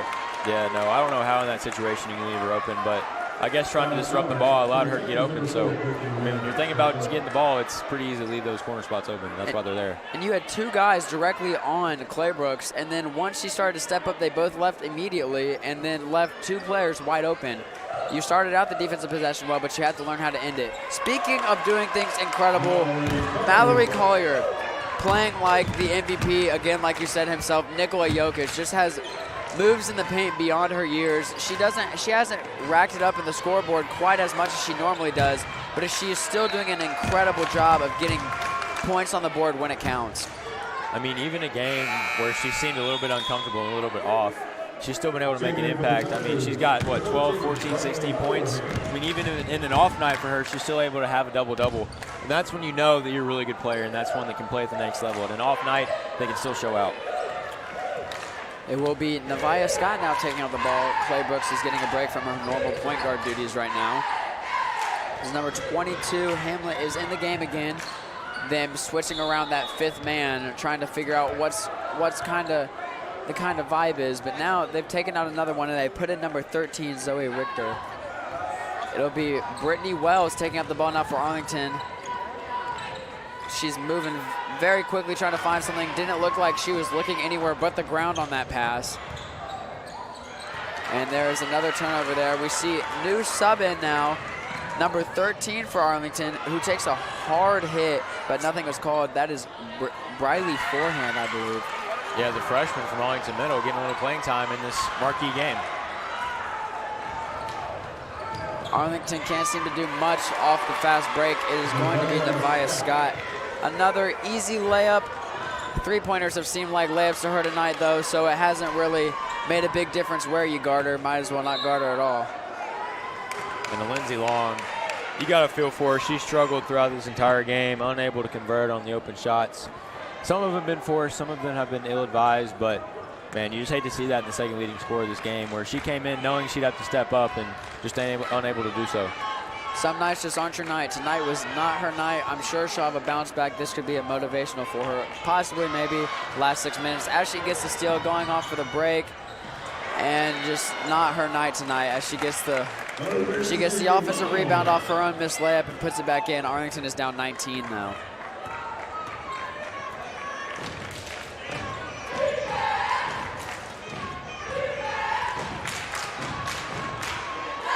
Collier just looked like she's going through the motions. This game is practically over, ladies and gentlemen. Both teams are not looking like they're putting as much effort in this game. Arlington looking a little defeated on both sides of the ball. They've really looked defeated, especially since Hampton went out with that injury. Just a key focal point of their team now gone. They don't really have any direction to end this game. I mean, Hampton is someone who's not going to score as many points, but we've talked about other girls doing this as well. They've just got that intangible talent. They're able to do so many things on both sides of the floor, whether it's hustle plays, whether it's just getting their team hyped, whether it's getting those crucial buckets in a time that they need. And not having that in the game right now is just really hurting them. And something to note, with the addition of the head coach from Bartlett transferring from Arlington to Bartlett, Kennedy Claybrooks also did that as well. She came from Arlington as a freshman. She is now one of the leaders of this Bartlett team. You can see that she has done very well under his leadership and has done a good job at Bartlett. So kind of a welcome home game for Clay Brooks here tonight, and she showed out very well. Yeah, you got to know that this game meant something for everybody, but tonight it meant a little more for Bartlett, and that's okay. This is definitely something that Arlington can take away from this game. I mean, obviously not over, anything can happen, but right now, this is the time where they really need to show resilience when it's, 17-point lead. Lindsey Long showing a little Euro there towards the end of the game, trying to put a little pep in her step to end it. This has been Arlington's marquee matchup of the year so far. You knew coming in that they wanted this really bad. It's going to be a very big learning moment for these Tigers, down 19 against who is thought to be one of the better teams in the state. When Clary Brooks gets that head of steam, she's gone. Really good offensive player so far. They call the foul this time. It'll be a Lindsey Long going to the line this time to shoot, as they are in the bonus. Double bonus, I believe. We thought the foul count would really affect this game down the stretch, but Arlington just unable to play good defense like they started out the half with. It was really promising that they were playing that good defense, but just unable to hit shots yet again in this half. And now the smallest player on lineup tonight, Kaneesh Wilkins, will sub into the game. She is a junior at Arlington, getting some playing time now. She stands at 5'1". We'll see if she can make a difference here down the stretch, last 4:30. And she has been given the task to guard Clay Brooks, who they're joking around right now, obviously former teammates, so it's really good to see them reconnect. But Clay Brooks just having her will so far as we wrap up this game. We'll see how Wilkins does guarding the playmaking Clay Brooks, as it will be Scott taking up the ball now, the sharpshooter. She will be on one of the sharper shooters tonight on defense, number 10, Miss Kelsey. Good box out there by Long, and she looks to push the pace. And Lindsey gets the lucky roll. First one of those for the night.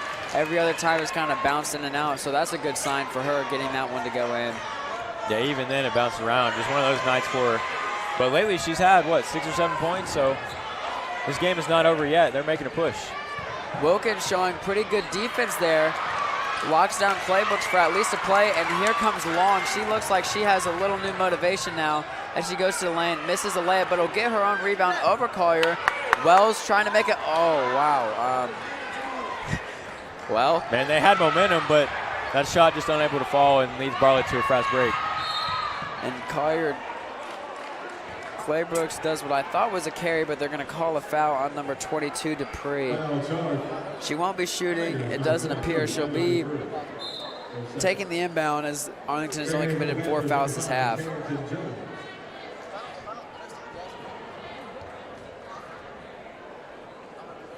Number 5, Carrington Jones. We haven't heard much from her, but she subs back into the game. She's one of those players, again, that doesn't have much impact on the scoring, this game at least, but she's really good with that back cut right there. Kaneesh Wilkins gets a little lost there, gets lucky that the ball goes out of bounds. It will go back to Arlington now with 3:29 left in this game. We'll see if Arlington has a little more gas left in the tank to make the score a little more respectable. And Brent, what do you think about this Bartlett team? We've seen how they're an all-around team. They can rebound, they've got bigs, but also very quick and can shoot. Do you think this team can make a run in state?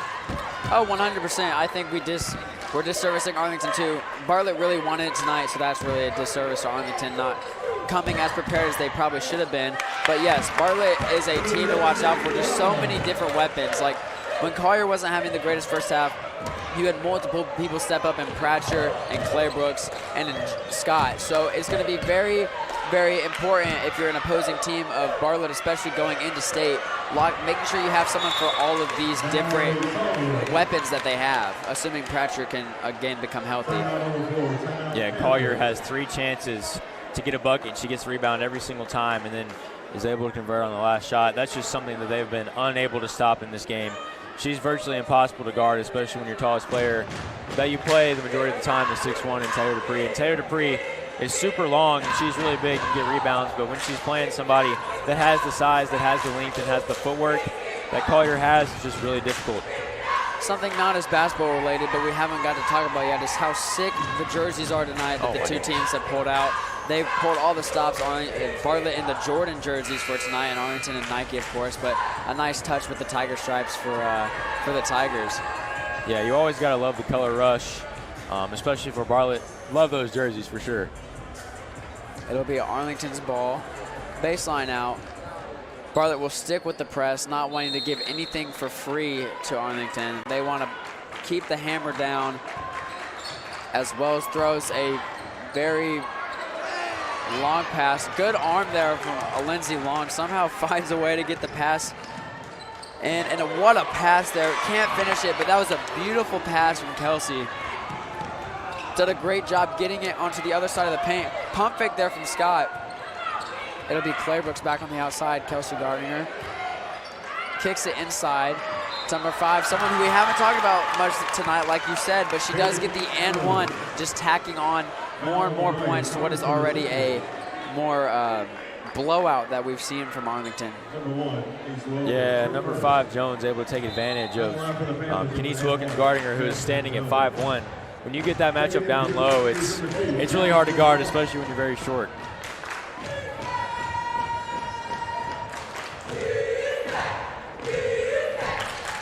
Bartlett misses the free throw, but it goes directly back to her as Lindsey Long is going to get it out in the break. We'll see if she does something. Loses the handle in the break. It has been pulled to a hole. Kelsey tries to make something happen. She's pulled back out towards the top of the key. Wells is going to try to make something happen. A good dish inside to number 2, Jasmine Ross, right off of that pass play into the bucket. We're going to send you off to Roman Clary again. Roman, you got anything else for us? Sorry, guys. I'm just overwhelmed by the emotion of the moment here. Obviously, a really tragic scene at the end of the third quarter with Bree Hampton. And, you know, this is a really, really talented player who just came into Arlington this year, has been a big-time difference maker for the Tigers. You know, one of the bigger reasons why they're now recognized as one of the top seeds in the state, despite the fact that we're going to lose this one tonight. You know, she's got a full ride to Austin Peay. Has a really bright future ahead of her, but I mean, you saw the crying, you saw the screaming, you saw just the agony, and I don't think all of that was from pain. I mean, I think she seemed to have a very knowing look on her face. She didn't have any sort of, I don't know, she didn't have any sort of physical ability to support herself at all. She had to be hauled off of the court on the sideline. Her knee has been taped up. She still hasn't been able to put any support on it. And I hate to say this. This is one of the worst things you can possibly, you know, one of your least favorite things to do as a broadcaster in this business. But, you know, if the injury is as bad as it looks, it could potentially be career-altering for you guys. Thank you, Roman. Another great job there. And of course, we always hope the best. We hope the best for Maya Pratcher. We also hope the best for Bria Hampton. We hope for speedy recoveries and that they can take the court as quickly as possible, knowing that both their teams need them so very much. I mean, even right now, when she is obviously in pain, she is still on the bench supporting her team when her knee is bubble wrapped, Brent. Like, this girl is completely committed to her team, even when they're beat by 17. That's something you got to love in your senior forward. And it shows true heart that even though they're losing, even though she's in pain, she's staying out there to make sure that her team knows that she supports them no matter what.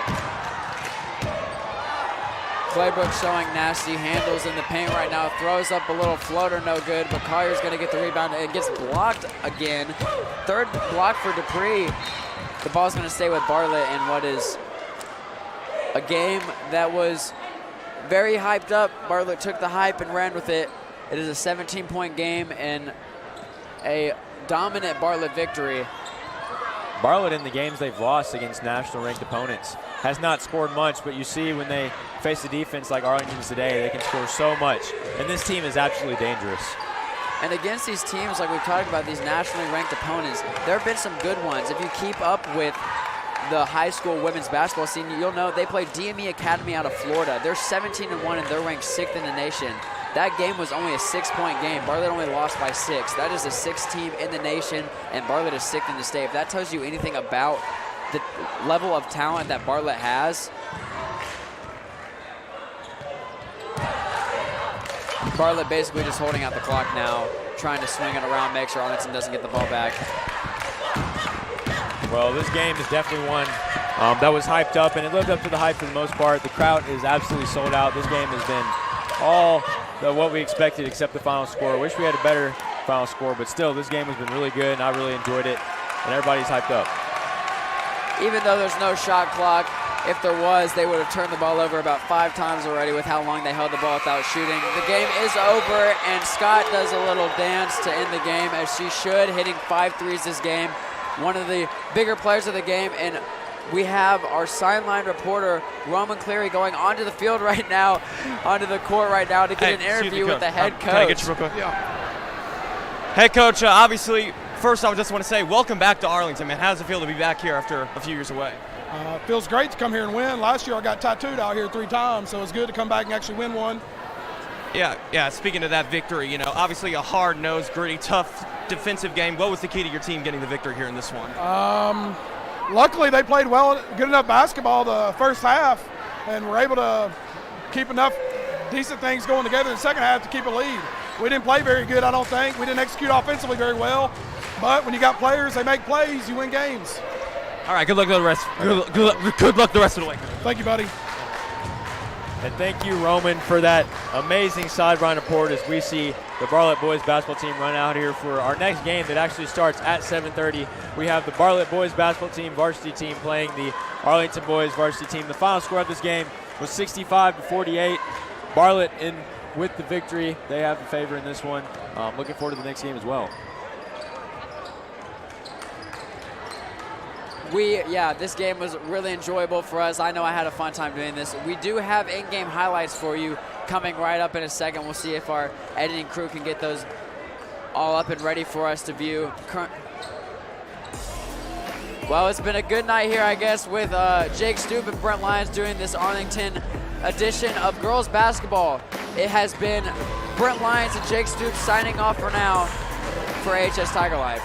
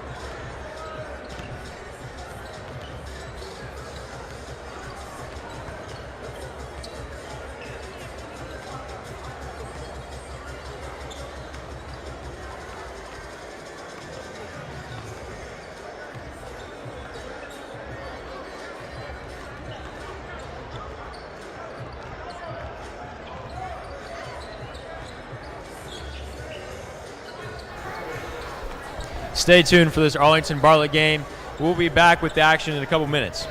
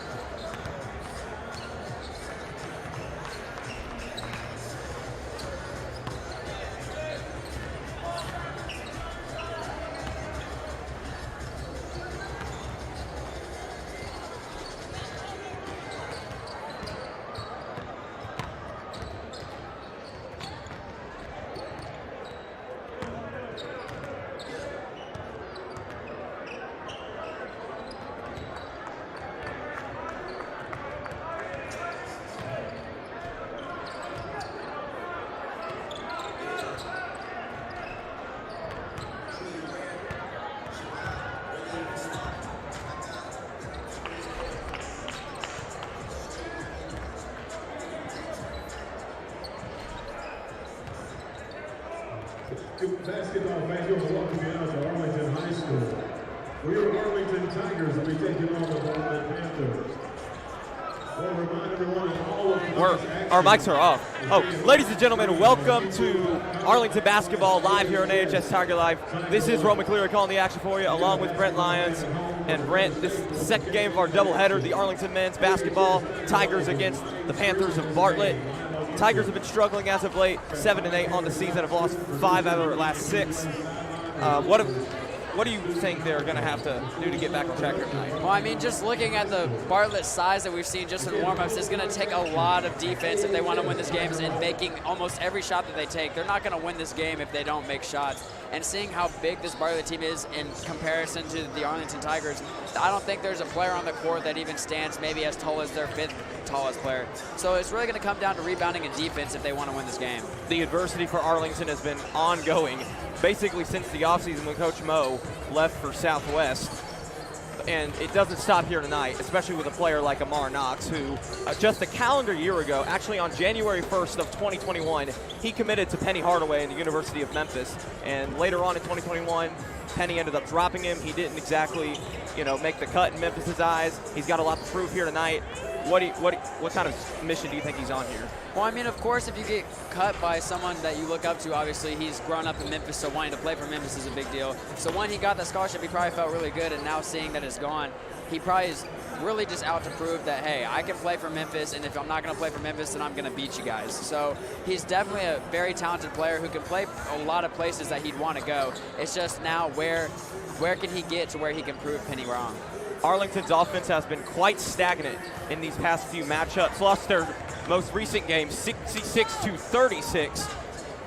I think one of the big keys here tonight is they're going to have to start scoring the basketball a lot more than they have here lately.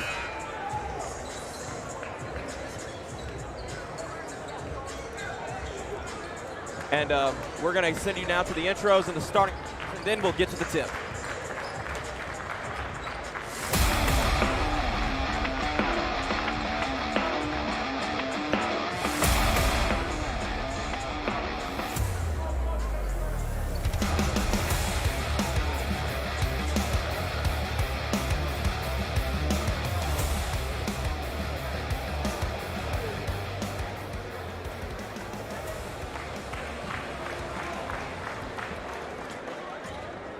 We're back here on Tiger Life after the intro. Once again, Roman Cleary on the call here with Brent Lyons. Jake Stoop is on the sideline. We got second game of the doubleheader, Arlington taking on Bartlett. If you are just tuning in, the Lady Tigers did take their second defeat of the season against the Panthers just a moment ago. Obviously, Bartlett is looking to follow up with that victory with a win here for their men's team. Oh, and of course, and if you're Arlington, you would like nothing more than to spoil the 2-0 spurt here for Bartlett. Last year, had a lot of success. Of course, this is a very different Arlington team that we're looking at. now than we were last year when they played Bartlett. They're going to be looking for maybe a potential, definitely an upset win if they could pull it off, but just to hang around this game a little longer than the Lady Tigers did. Hey, but even with that, different team that Arlington had last year, they still got swept in the season series by Bartlett. They lost the game here against Bartlett last February, and Amar Knox did not play in that game. It just is a testament to Bartlett's depth and apparently boys and girls basketball. They've done a really good job of creating a program of success over here. So we'll see if Arlington can maybe disrupt this hot streak that they've been on and get a win, or if it's going to be all Bartlett again. Well, if Arlington wants to pull off this big-time upset victory, they're going to need a breakout game from a few of their young stars that they do have on the roster. Who are a few guys that you're watching out for to potentially contribute for the Tigers in this matchup? Well, I think when you think of breakout players, you have to think of Drew Ellis. He is one of their better scorers and has been so far this season. He went scoreless against Germantown when they lost by 30, so he's obviously a key role. You can see what happens when he does not score the basketball. Another one would be Mo Nasser. He is one of their bigger players on the court, very shifty, knows how to move around with the ball, has a nice shot. If he can get going, him and Drew Ellis, those are my two key players for tonight.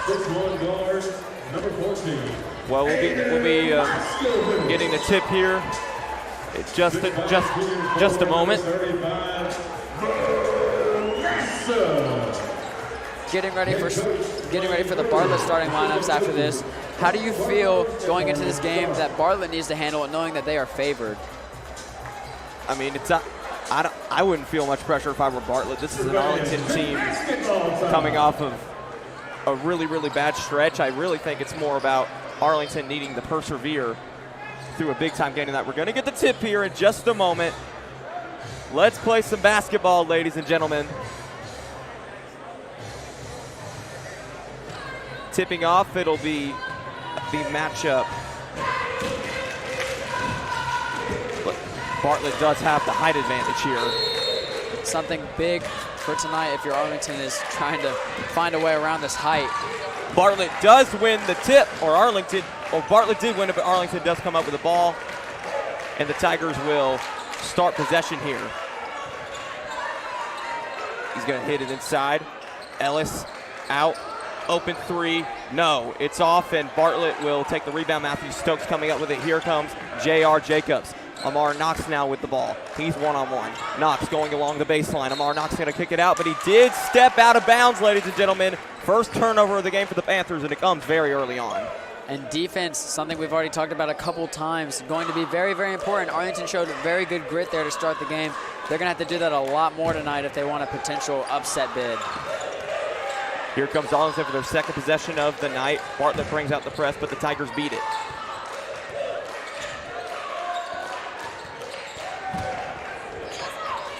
Here are the Tigers. Bartlett with very stifling defense. Here comes the steal. Amar Knox with it. Knox. He'll get caught up, and they're going to call him for a travel. 2 plays and 2 not so good possessions for Bartlett. See if they can turn it around, look a little antsy to start the game. It was honestly a bad start on offense for both teams. I thought that maybe should have been a foul, but they did get the travel on Amar Knox first. Here come the Tigers the other way.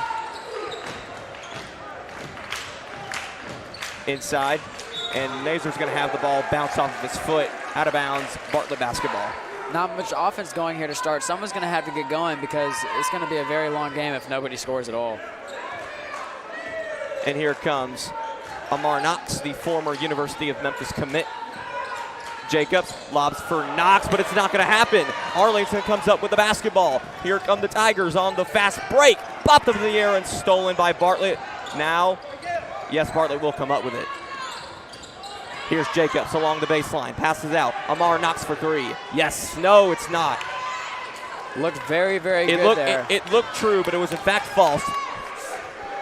VJ Simmons now with it for Arlington. Still no scores on the board. Arlington might need to take a break here, slow it down, see if they can get a possession where they go slow and get something. Moskovitz now with it. He gets fouled, but no call. Bartlett comes up with the ball. Jacobs, full court pass down the court. Jacobs with it now. Off, Stokes with it, and it'll go out of bounds. Arlington basketball, still no score here, 6:08 to go. This has been a really sloppy start for both teams. They can't seem to keep their hands on the ball or their eyes on it. They've been losing sight of it. Not many shots have gone up, and if they have, they haven't been very good ones. 3 ball for Bartlett, in and out. Tigers come up with it. Mo Nasser with the ball now.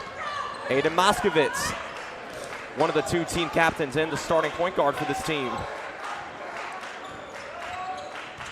Moskovitz drives, looking for Nasser inside, but it's stolen by Matthew Stokes. He had the good idea there, trying to feed Nasser, one of their bigger guys on the inside. Bartlett's defense just swarming. J.R. Jacobs gonna streak it out 3, still off. Amar Knox with the rebound. Ball's on the ground. Arlington comes up with it. Here comes VJ Simmons for the Tigers. Simmons drives inside. No. Amar Knox with the rebound. This has been Knox very passing physical. It inside. Still no points. Off. Arlington basketball. Fast strength. Lay-in attempt off. And Bartlett still has the ball. 0-0, 5:15 to go in the first quarter. I can still not believe that nobody has scored in this game yet. Very sloppy basketball so far. The announcer's jinx didn't work on that 3, but Matthew Stokes will come up with the offensive board and put it in for Bartlett. 2-0 Panthers. Arlington's, the pressure's on them now. Seeing as it took them 4 minutes to score their first bucket, the final score of this game is going to be around 12-8. Burrows for 3. It's no good. Bartlett with the ball now. J.R. Jacobs thought about it, didn't take it. 3 ball for Bartlett. It's off the iron. Amar Knox now with the ball. J.R. Jacobs going to drive inside, and he's not going to get the lay-in. No one's going to get the lay-in. Arlington comes up with the ball again. Back and forth we go here on AHS Tiger Life. 4.5 to go, 2-0. Ellis looking for Arlington's first points of the game, but he commits an offensive foul. And he is now down as well. No, it looks like he just took a hard lick. He'll be all right. Limping it off. Lots of contact here early on. Refs have not been blowing the whistle a lot, letting them play around a lot. And similar to the Arlington women's team early on, Arlington has just not been able to get any buckets to go for them here early on in this game, and it's really hurting them even in just a 2-0 contest. Well, I mean, I guess the good thing about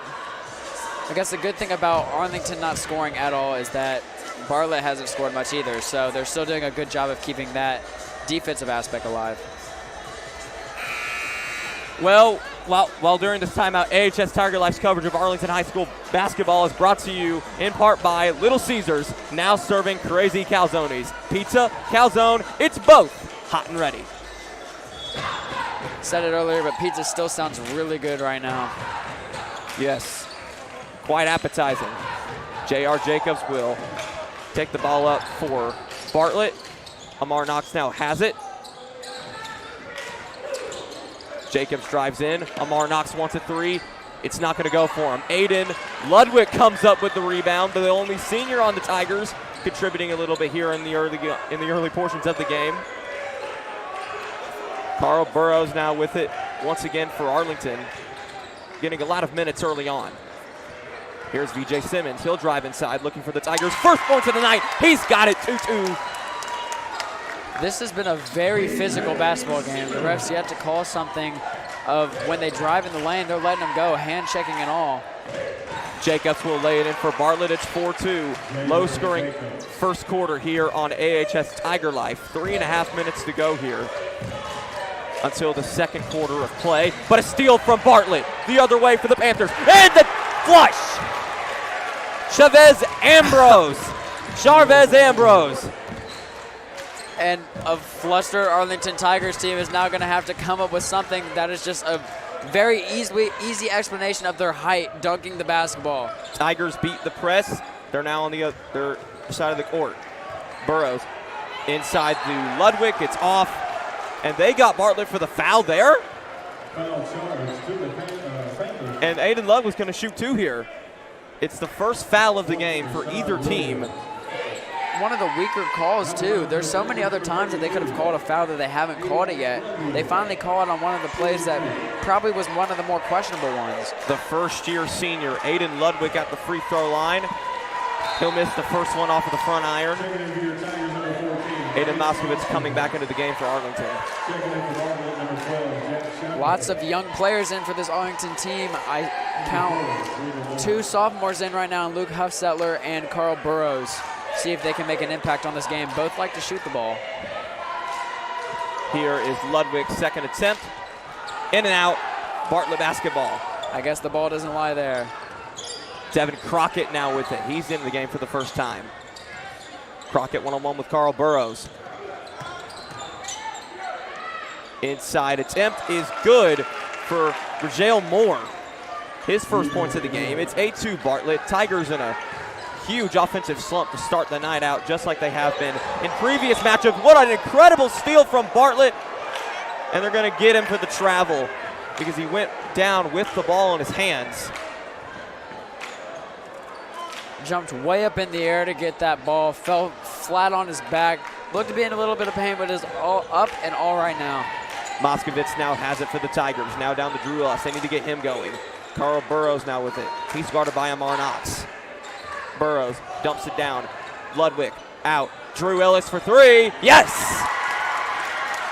Drew Ellis puts in the first 3-pointer of the night for the Tigers. It's 8-5. Bartlett now up. And Ellis is a shooter when you leave him open.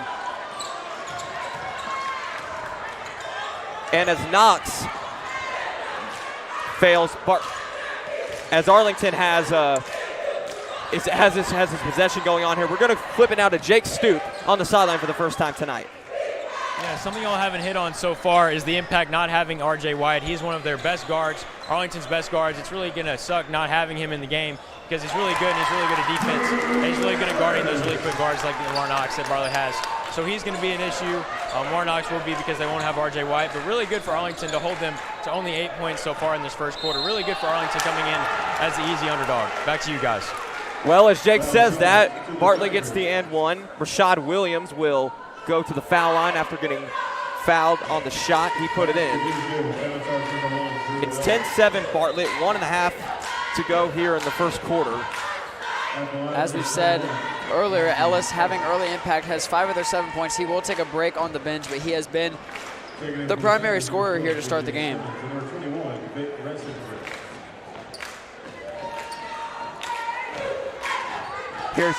Here's Williams' first attempt of the night. It's good.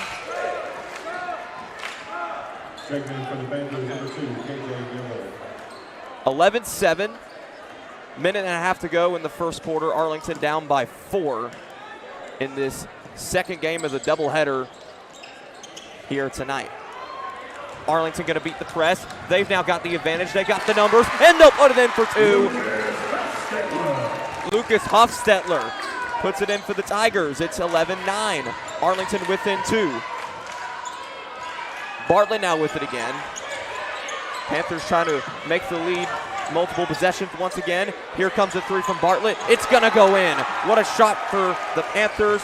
Jack Shackelford, the sophomore, puts it down for the Panthers. It's 14-9. Aiden Ludwig has done a good job of playing big on number 20, Bartlett's big man inside. He hasn't got on the scoring column yet, but he's done a good job of playing defense against him. The matchup of Ludwig and Williams inside is really one to watch out for. BJ Simmons is going to take a 3. It's going to not get even close to going in. Bartlett has now gotten the ball here once again. 30 seconds to go in the first quarter.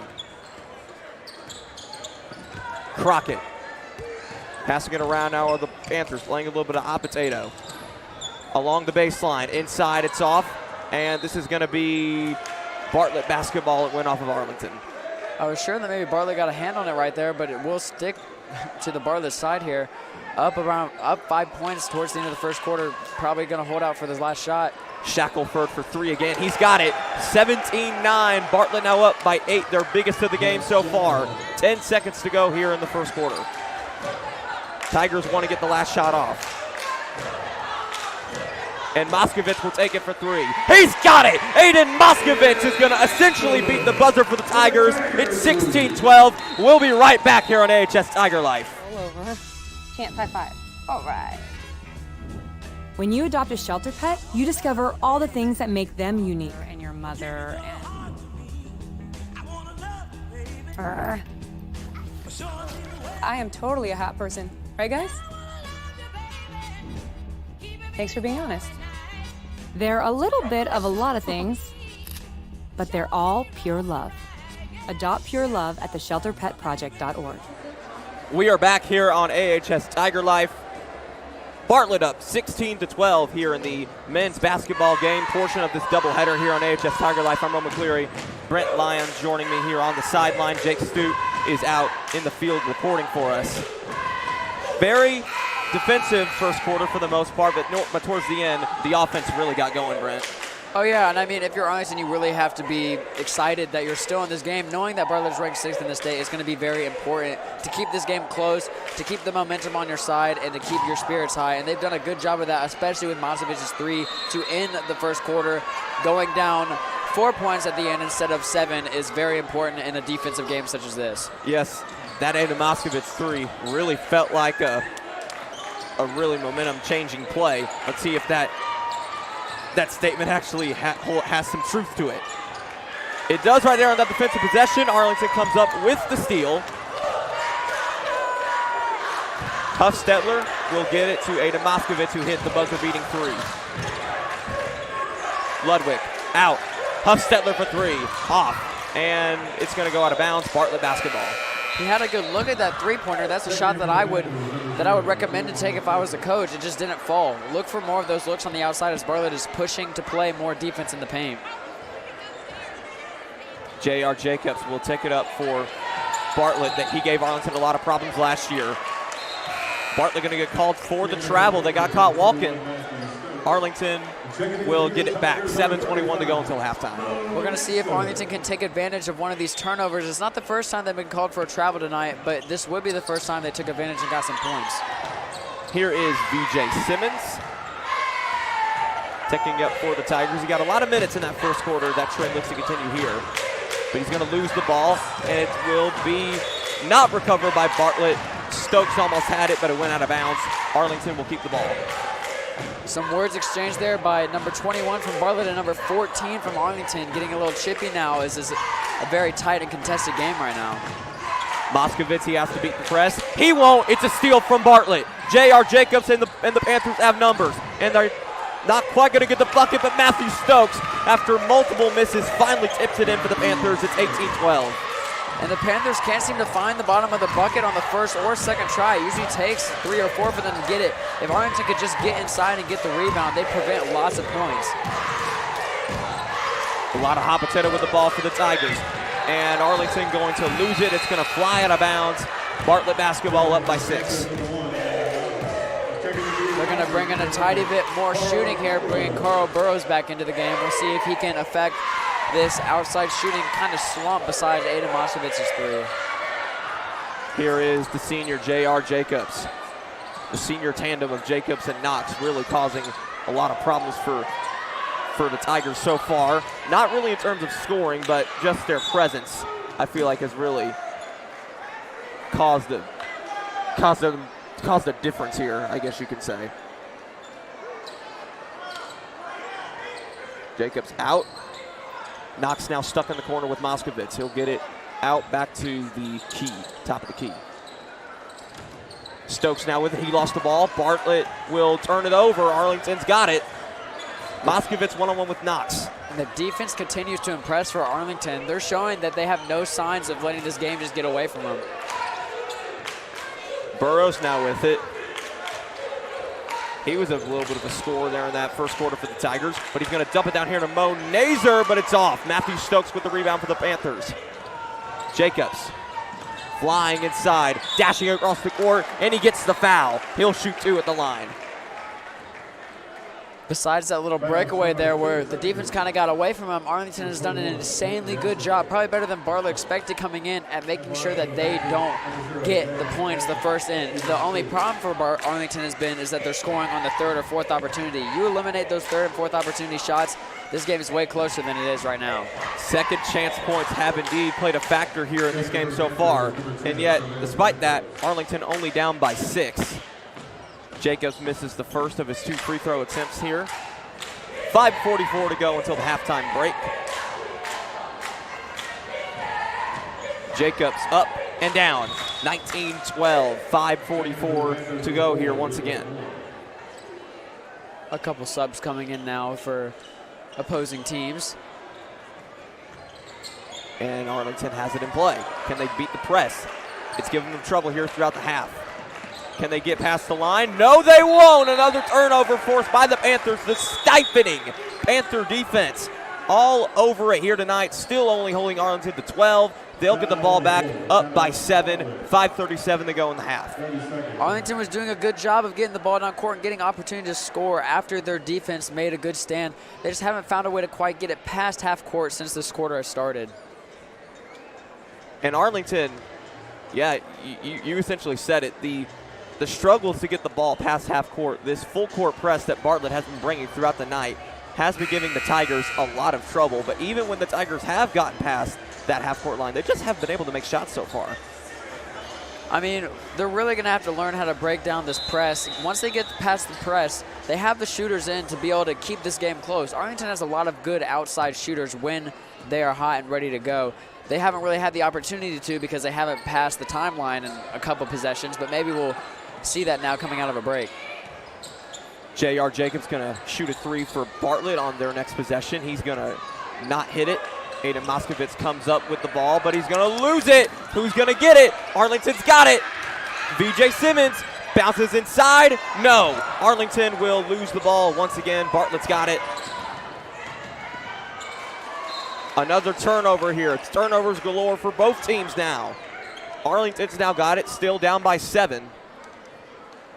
It has been a slugfest offensively. Besides some play still coming, it is a very low-scoring game. The junior Vic Reisner will inbound here for the Tigers.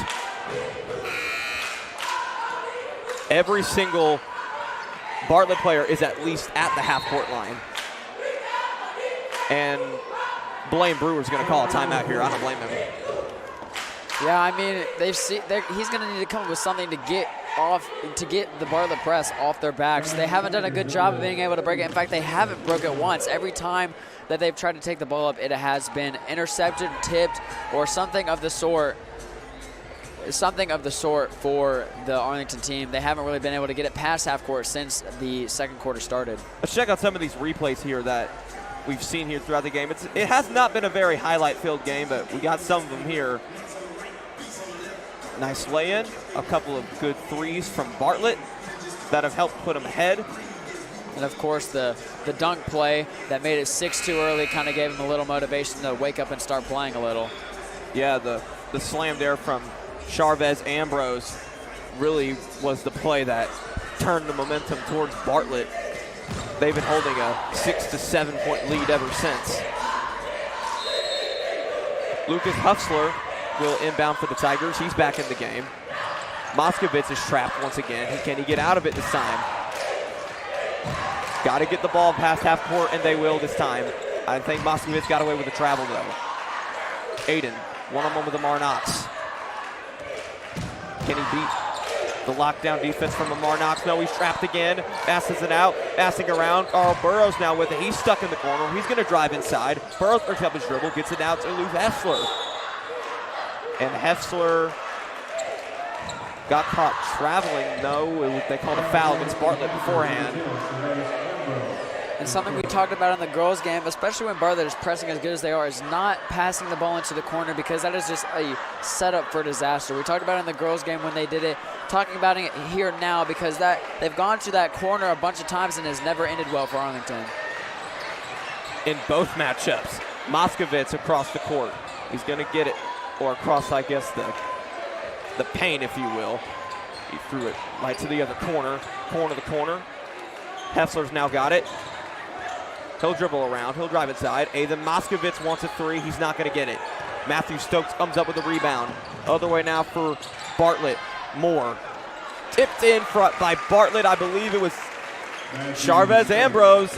Once again, that's his 5th point of the game, or his 4th point of the game. Another second chance opportunity just given to them by Arlington. Not doing a good job of making use of the first miss and getting the rebound. Burrows wants a 3. It's off, way off. Bartlett comes up with the ball. J.R. Jacobs again. Inside for Bartlett. They'll get 2. Charvez Ambrose hit 6 points for him now in this first half. He's been a huge contributor. Panthers up by 11. And this game is starting to go the way Bartlett kind of planned at it, only a little less points on the board. We'll see if Arlington can turn it around and try to keep it close. That's, I'm sure, what they want to do. Tyler McNeil's going to turn the ball over. Here comes Amar Knox. He'll lay it in for his first points of the night. 25-12. This lead has been extended to 13. Just like in the women's game, Bartlett has jumped out to a big lead late in the first half. Blocked and stolen by Bartlett. Ambrose dishes it to Matthew Stokes, and he'll get fouled. He'll shoot 2 at the line. Good foul by Mo Nasser there. As you can see, they try to get a little flashy, throw it off the backboard for a dunk. Probably a little too early for that, only up 13. The game's not quite over. It is still the second quarter after all. Mo got a good take foul there. Make him earn his points at the line. Matthew Stokes has been a huge presence inside for Bartlett throughout the night thus far. Can he get some points here at this trip to the line? First free throw for Stokes is in and out. Big group substitution coming in for both teams. Lots of players checking in and out. Drew Ellis has checked back in. We'll see. He was the primary scorer for Arlington before they went out. We'll see if he can pick right back where he left off and score some more much-needed points for the Arlington Tigers. It's been a struggle at the free throw line for both teams thus far. Can Stokes get one here? He will. 26-12, 14-point game, 3:11 to go in the first half. I believe the only player for Bartlett that did stay in the game was Amari Knox. Who else would you want to keep in the situation where you're subbing out? Moskovitz is trapped again, but they'll beat it. Drew Ellis now has the ball past half court. Heffsler for 3. No, it's off. Bartlett ball, rebounded by Amar Knox. Knox with a blaze of speed. He'll lay it in for 2. 28-12, Panthers. 16-point game now. And a turnover. It's stolen by Bartlett. They're going to get another 2. What a play there from A.J. Neville.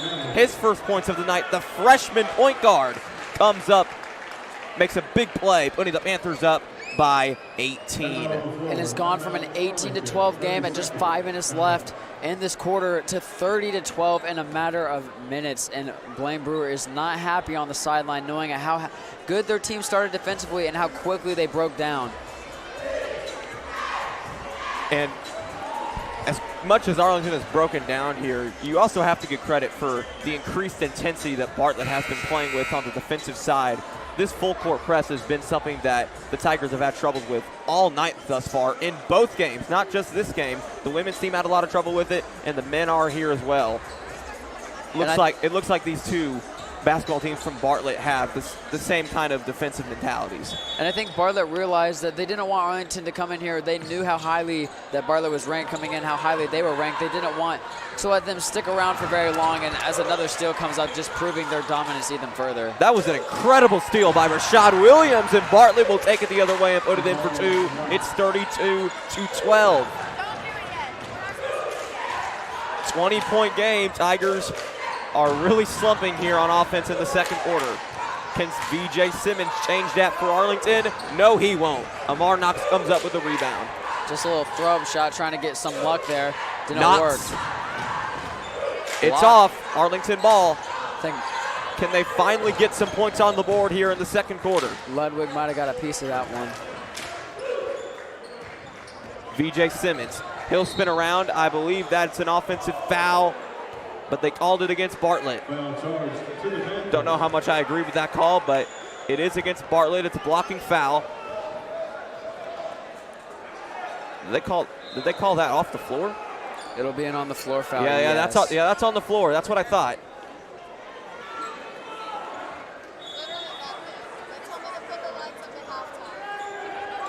Ludwig will dish it out, and offensive foul committed by Arlington. Bartlett basketball.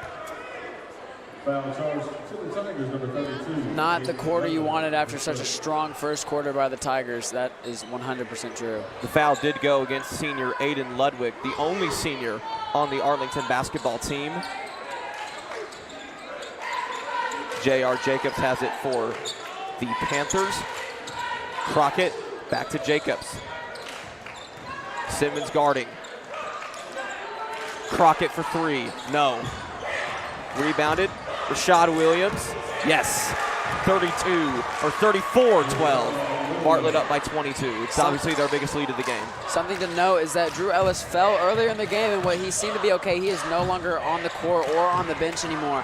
He has gone somewhere that is unbeknownst to us right now, but it seems that the pain that we thought was a mere just fall of the moment is now what seems to be a little more serious, as their star player is no longer on the court at all. Moskovitz tries the lay-in after the crazy possession, but no go. Bartlett's now got it. J.R. Jacobs wanted the three, but he didn't take it. Jacobs passes out. Crockett for three. No. And this is going back to Arlington. Bartlett decided to pick it up on offense and defense. Arlington decided to drop it on offense and defense, and it doesn't seem like it's going to change much until the second half. Maybe a motivational speech or something will get Arlington back in it. To me, Bartlett has just been the more physical team. They've just been getting at it more. They've been more aggressive. They've been playing it more aggressively on offense and defense. They've just been really just going after, attacking the basketball, while Arlington's just hoping to get whatever they can. And we knew coming in who the better team overall was. We've seen how Bartlett has played over the year, the talent that they have. We've also seen Arlington, who started out fairly well, but then has seen a losing streak. So we knew coming in kind of what to expect. I feel like the first quarter kind of threw us off. It was a very defensive-heavy match. But I feel like now seeing Bartlett kind of take big defensive and offensive steps, we're kind of starting to see what we expected when we started. And here is Arlington trying to somehow, some way get on the board again before the halftime break hits. Simmons spinning inside. He lost the ball, but Arlington picks it back up. Moskovitz for three. And it's going to get stuck on the rim. They call that one a wedgie. And that is a jump ball. Possession arrow favors Bartlett. Panther basketball. I guess that is a bright spot for Arlington. It's one of the closest things they've got towards getting a basket in about 6 minutes. So they're making progress, that's for sure. I guess you could say that.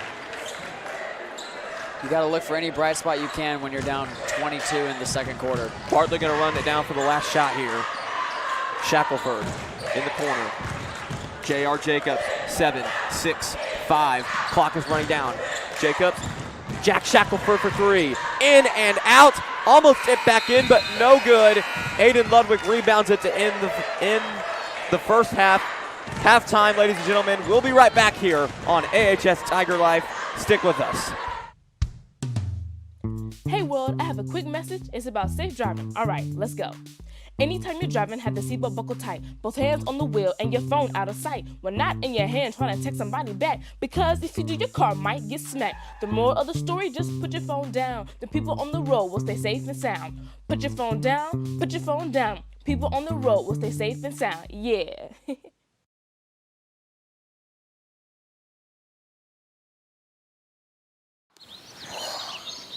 Staring contest. You still got it. I know. Come alive with the forest. Visit discovertheforest.org to find a forest near you.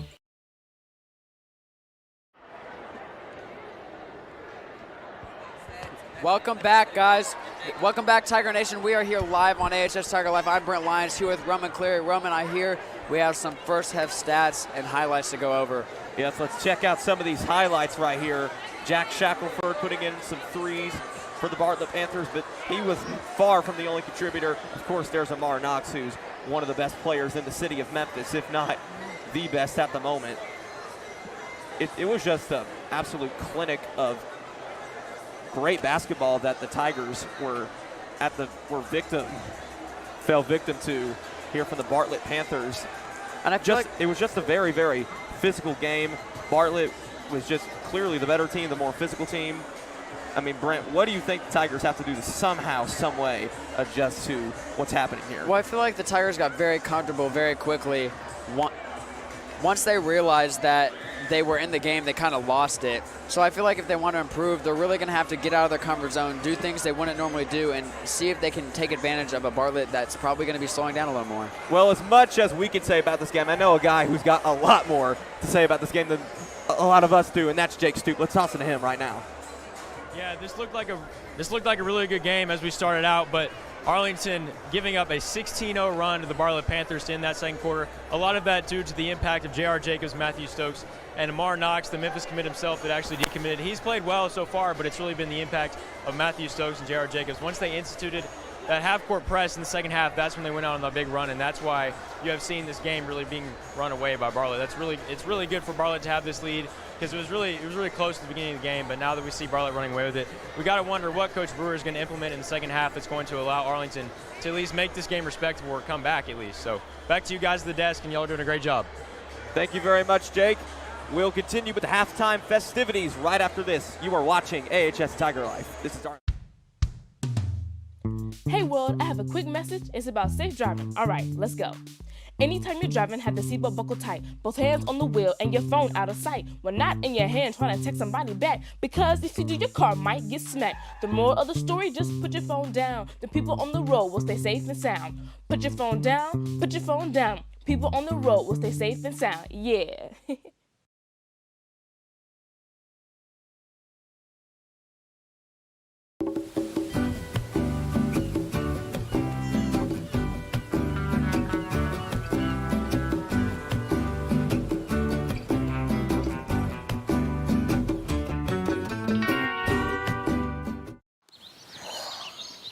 Staring contest. You still got it. I know. Come alive with the forest. Visit discovertheforest.org to find a forest. My mom actually was a nurse at St. Jude. She would come home and tell us the stories of all the children that she got to work with on a daily basis. We were taught and raised that we all exist here on this planet to benefit others. That's how my wife and I feel when we give to St. Jude every month. Our giving is right up there with our mortgage. That's the priority that we put on giving to St. Jude.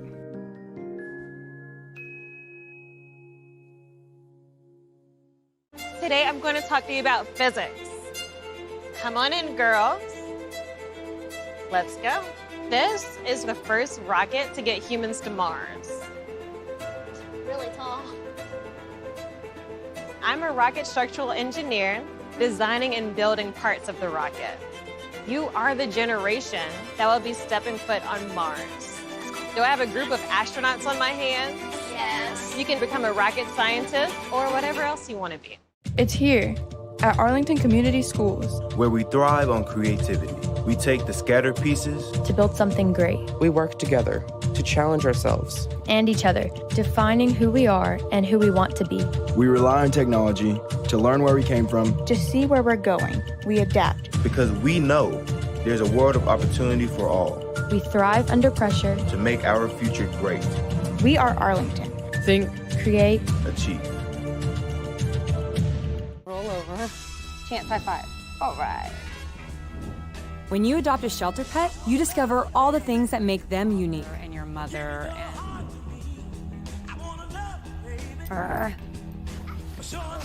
I am totally a hat person. Right, guys? Thanks for being honest. They're a little bit of a lot of things, but they're all pure love. Adopt pure love at theshelterpetproject.org. I know what you're thinking. I need a job. I need a new career. Well, I've been there. I've been there. I've been there. I wasn't happy with what I was doing. After high school, I didn't have a plan. I just wanted to start working. I got laid off twice, but you got to keep going. You just need the right skills. Find an apprenticeship. I found a 2-year IT program. I found a medical course online. I'm now a consultant in the tech space. You have more options than you think. You can do this. You will find something. You will find something new. We are back here on AHS Tiger Life. Roman Cleary, Brent Lyons. Second half coming up in just a few minutes between Arlington and Bartlett. And it was a brutal first half for the Tigers. Yeah. I mean, 34 points for Bartlett in the first half, only 12 for the Tigers in that first half. The offense was just absolutely brutal. And honestly, I don't know if there is any solution, but Brent, tell us anything you can tell us, honestly. I mean, you always have to look on the bright side of things if you're Arlington. So, I mean, they are down 22 at halftime. Obviously, they have to bring back the defensive intensity that they had at the first quarter to the end of the first quarter. After that, it was all it was just everything broke loose from there. But if they can hone in on that defense, break the press, get some points in on offense, I mean, probably, I don't know if they can win the game. They can definitely get back into it if you're being optimistic. While it was all negatives for the Tigers in that first half, it was all positive for the Bartlett Panthers in that first half. Very, very physical game that they've played here tonight so far. They've been very aggressive. They've attacked the basketball. They've gone after it. They've forced a lot of turnovers. The full court press has just been absolutely brilliant. I just think they just need to continue doing what they're doing as long as it continues to work. I mean, there's nothing you can really say that didn't work out well for Bartlett in the second quarter. They executed the press well. They executed defense well. Offense was incredible. They were hitting almost every shot. They're firing on all cylinders right now. And that shows here in the halftime stats that we have here for you. Obviously 34 points for Bartlett, 12 for Arlington, 5 fouls committed by each team. Bartlett has the advantage in the block category by 2. They have 6 blocks compared to Arlington's 4. And believe it or not, Arlington is actually leading in the steals category, 6-5. So the defense has been good for Arlington, but the offense has just been so stagnant that so far it just hasn't mattered. I mean, and there's not much Arlington's going to be able to do to get back in many of these columns on the scoreboard. They're just going to have to hope that maybe a little bit of luck is on their side, some shots start to fall, and Drew Ellis coming back into the game. I did notice that he wasn't on the bench or on the court for Arlington to end the second quarter, so hopefully he is all right and is coming back to maybe be the hero in the second half. We'll see what heroes emerge here in this second half. Both teams are on the court. We'll send you right back here with second half action after the break. We'll be right back here on AHS Tiger Life. You're watching Arlington High School basketball. Hey world, I have a quick message. It's about safe driving. All right, let's go. Anytime you're driving, have the seatbelt buckled tight, both hands on the wheel and your phone out of sight. When not in your hand trying to text somebody back, because if you do, your car might get smacked. The moral of the story, just put your phone down. The people on the road will stay safe and sound. Put your phone down, put your phone down. People on the road will stay safe and sound. Yeah.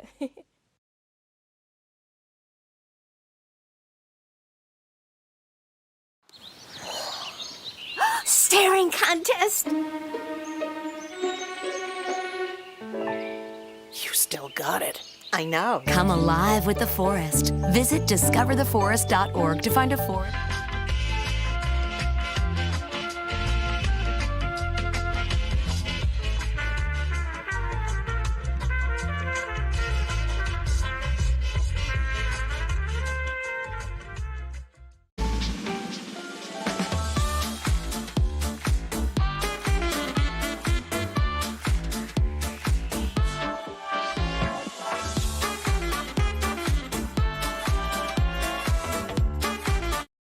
One in 3 adults has pre-diabetes. That means it could be you, your dog walker, On your left.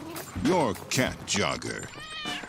With early diagnosis, pre-diabetes can be reversed. Take the risk test at doihaveprediabetes.org. I can't express how much I appreciate every single thing that St. Jude has done. You never know when you could be that determining factor to save the next child's life. 1,000,000 thank yous wouldn't be enough.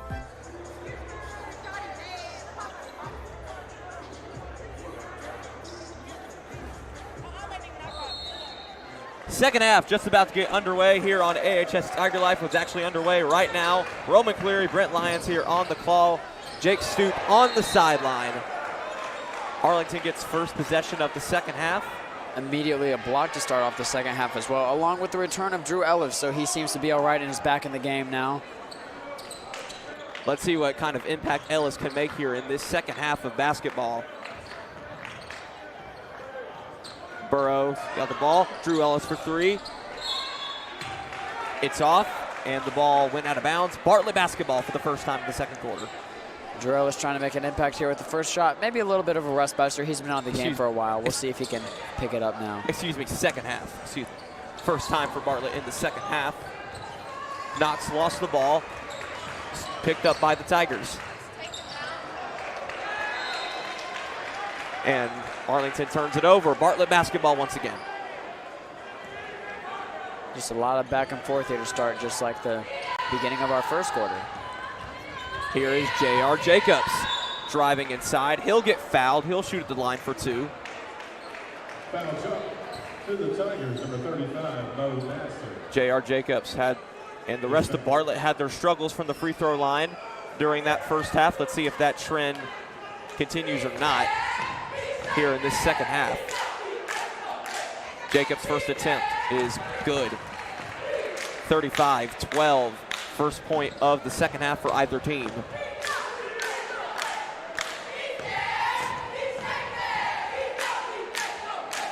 Second try for Jacobs is up and down. 36-12, 24-point contest.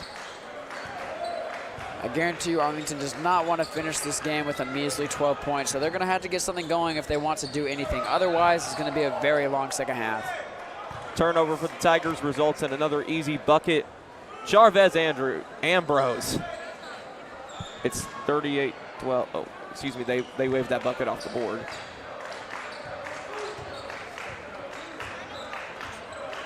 Ball was actually shot on Arlington's basket, so it wouldn't have counted no matter what. Rebounded by Bartlett. Panthers going the other way. Stokes, oh my goodness! Matthew Stokes putting a poster on him, 38-12. Yeah, looking back at the highlight tape later on tonight, Mo Nasser is not going to enjoy what he saw. That was a vicious dunk by number 21, the Bartlett big man, and that is one for the highlight reels. I was saying during that entire first half, Matthew Stokes was a big-time difference maker, and he made perhaps the biggest difference of all right there. VJ Simmons is going to miss a three on the other end. Bartlett basketball going the other way for the Panthers. Stokes again! Oh my goodness! 40-12, timeout, Arlington. And that is the curtain call. That's game. I don't care if it's only the third quarter. What a play, or sequence rather, from Matthew Stokes.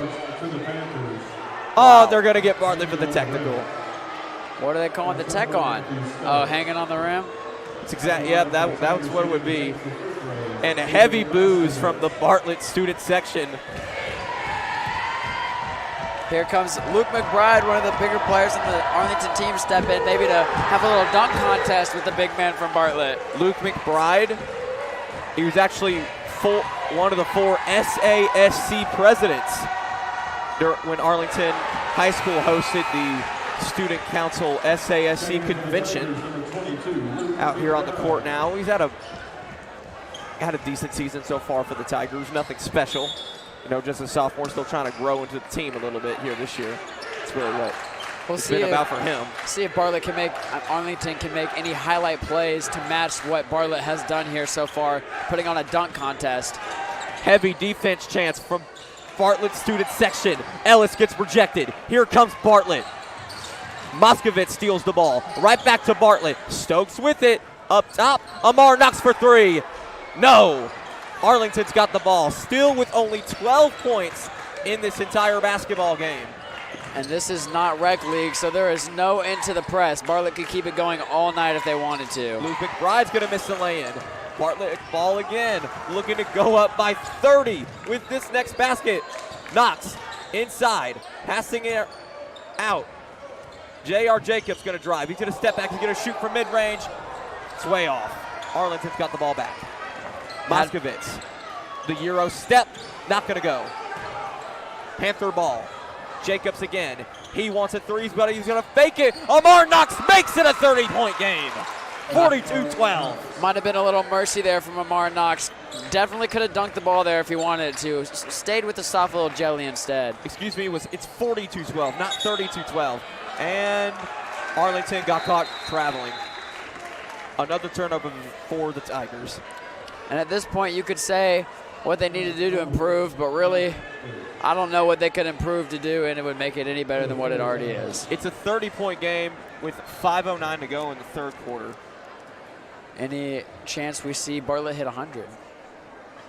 No, I think there's not enough minutes for that. I don't think there's enough minutes for that. Well, I have to see. I've enjoyed the dunk contest that they put on to start. Arlington's going to have to play some defense if they want to stop that, though.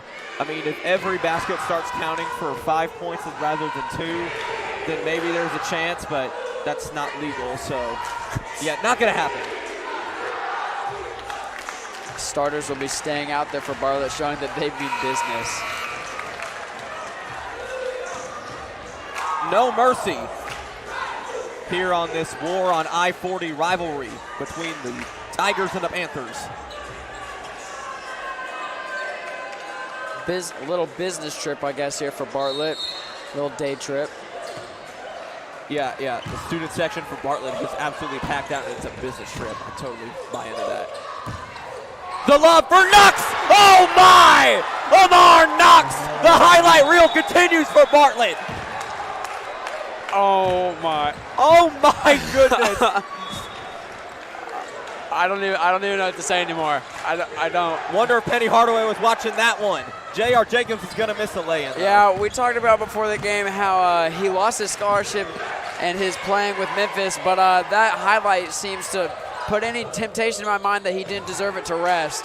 Jacobs three. Oh, it's in. J.R. Jacobs, nothing but net, baby. 47-12. I don't even know if it's worth calling a timeout anymore. Display of beautiful basketball. Ambrose again. 49-12. This is going to be a 40-point game in a matter of minutes. Here comes V.J. Simmons.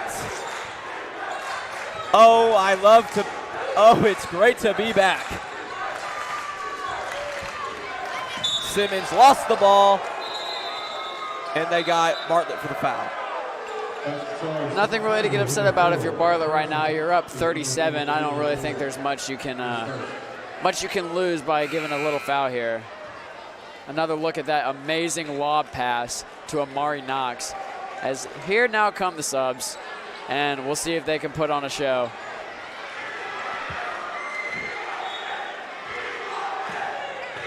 Man, nothing but silence from the Arlington side of the arena. Simmons, Euro inside, it's way off, Bartlett ball. Couldn't quite get what the Bartlett side was saying, but they want somebody from Bartlett to come in the game. I'm assuming it's Amari Knox, but who knows? KJ Neville got fouled going up, so he'll shoot 2 at the line here.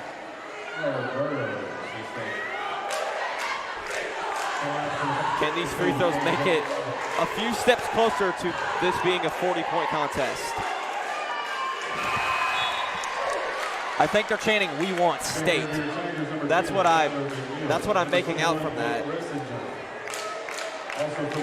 50-12. Putting state on notice here right now. They really want to go there. 50-12 with still a half of a quarter and a full quarter to play. I don't know. Both free throws are up and down for KJ Neville. It's 51-12, 39-point game. And the energy will not stop for the Bartlett student section. This is a rivalry game, whether they want to admit it or not. And they got the energy for it here. Moskovitz for 3, off the back iron and out. I think that might be one of the first shots Arlington has taken in the second half. Still no points since the first quarter. 3 ball for Bartlett. Christian Alston, 54-12. This is a 42-point basketball game. Not much you can do at this point, but just smile and brush it off, really. 3 ball. No points still for the Tigers in the second half. This game is completely in Arlington's head now. Bartlett has complete control, and they are not going to let up a bit. Alston going to spin. He's going to let it go. KJ Neville brings it down. Hackleford, 3, no. But Christian Alston saves it, 56-12. A little 5-point run for Bartlett with Christian Alston now.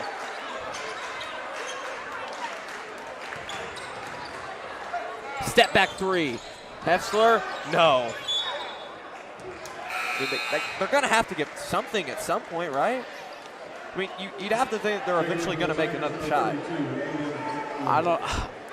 Maybe Bartlett will be nice to him and they'll give him another bucket, but we want state chance continue here for the Bartlett Panthers. Their student section is showing out as they should. Bartlett going to slow it down at least a little bit now. And Bartlett's going to turn it over. Through the legs of Christian Alston, out of bounds, Arlington basketball.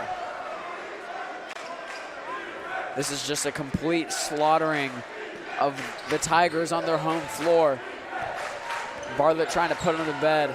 Just already have, but This is just quite the humiliation here tonight for Arlington.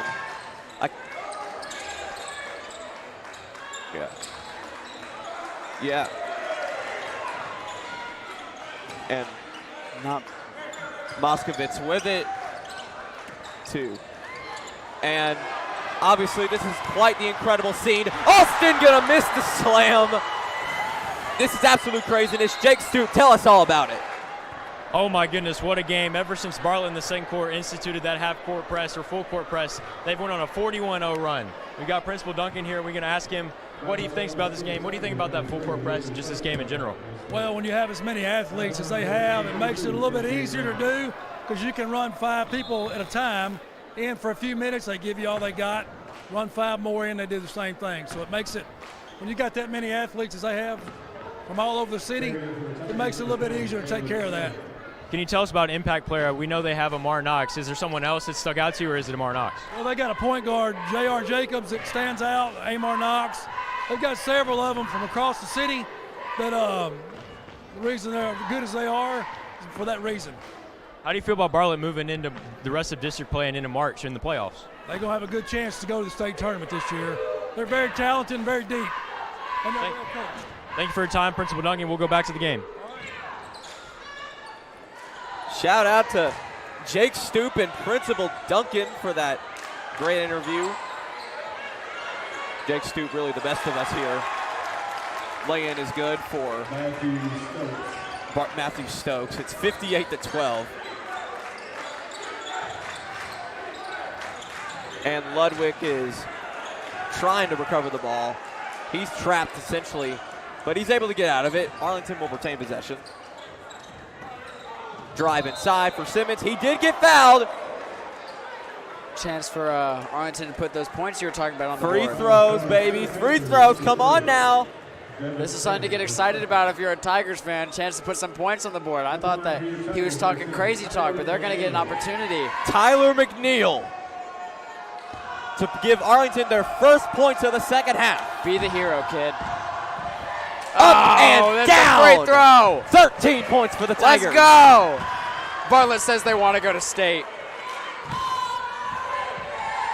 Can he complete the Can sweep, he get another? though? Can they get another? Tyler McNeil. Roof might He's blow already off got this one. place. Here. Hey, Rebound by Austin. Sometimes you just got to settle with the one. Take what you can get.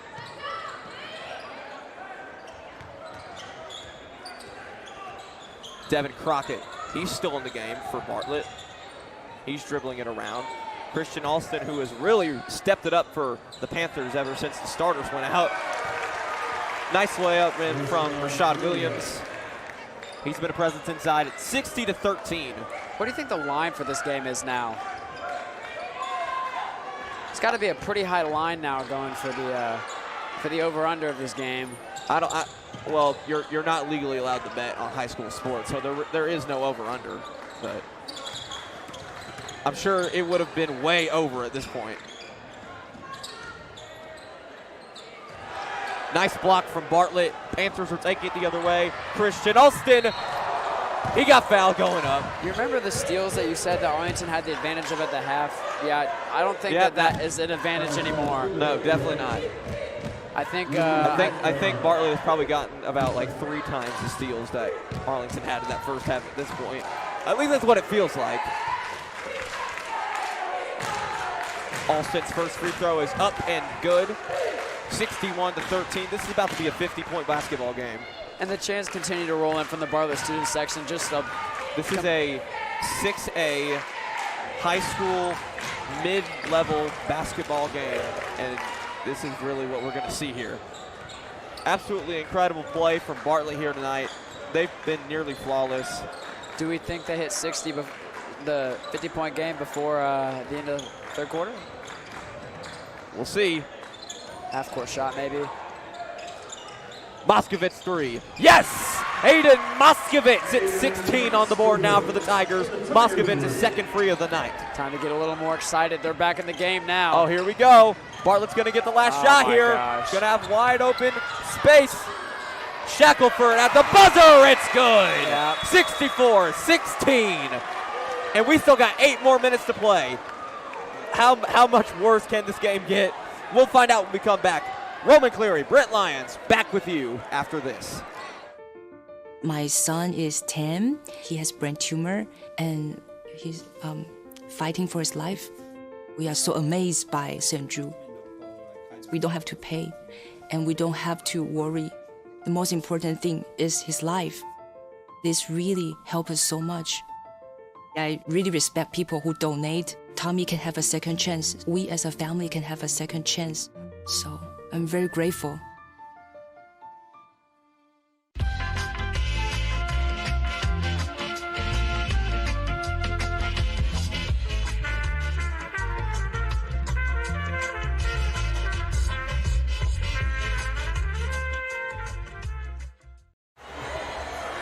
As Let It Rock by Kevin Rudolph roams through the arena here at the Arlington High School Gymnasium, the Bartlett Panthers lead the Tigers by a whopping 64-16 as we start the fourth quarter.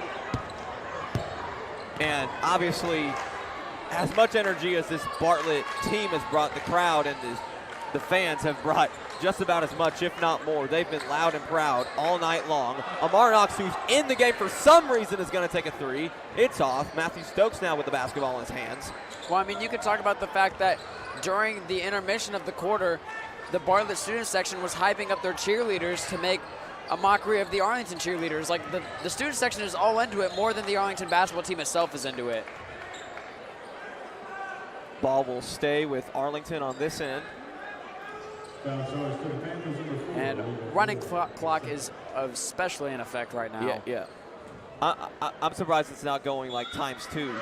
Yeah, you can see this replay of the student section. They're loud and proud here tonight. Bartlett Panthers represented very well here. Steal from Bartlett. Lob for Amar Knox. Oh, he couldn't quite handle it. Rashad Williams will, though, and lay it in. It's a 50-point game. I'm sorry, Arlington, but when they finally get that lob to go down, I might lose it a little. Something about a half-court lob for a dunk in a high school basketball game just kind of gets you going. Oh my goodness, he lost the ball himself. Lay-in is good for Bartlett. That is Rajale Moore. Wow, it's loud here. Wow. You said they can't score 100. They scored 36 the last quarter. I don't know if anything's impossible. And Ludwig is going to have the ball get deflected. And they are going crazy for the bench warmers now. Bartlett has officially cleared the bench. Yep. Every player is getting minutes tonight. I want to see if one of these kids wants to get a lob off the backboard.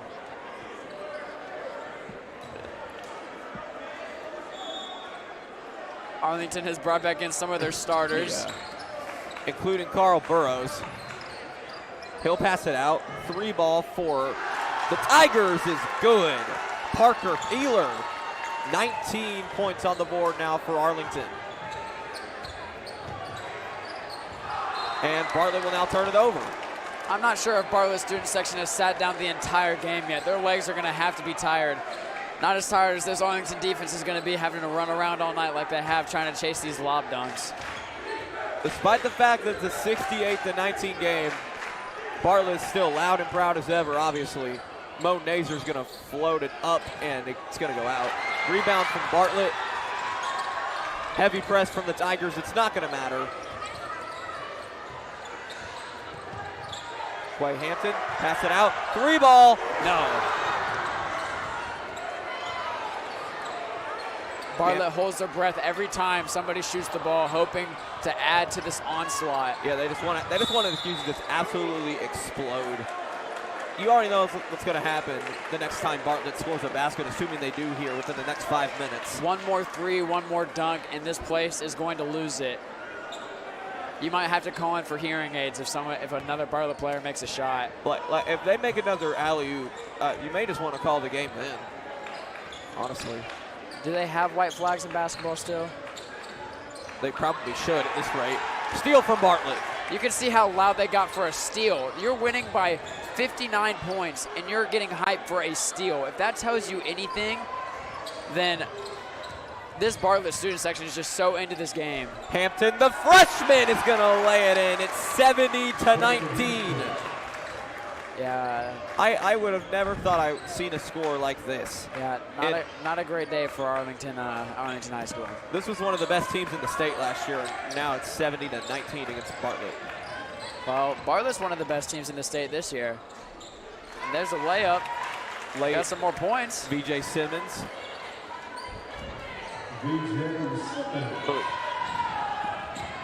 Believe those were his first points of the night.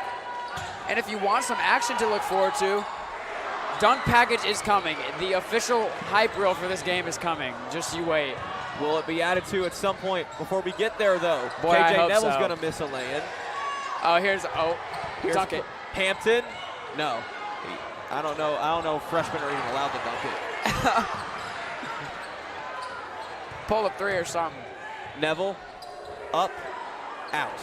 Arlington ball. 3.5 to go in the game. I think our student section should try to get this hype in one of our next games and see if we can score 70 on them.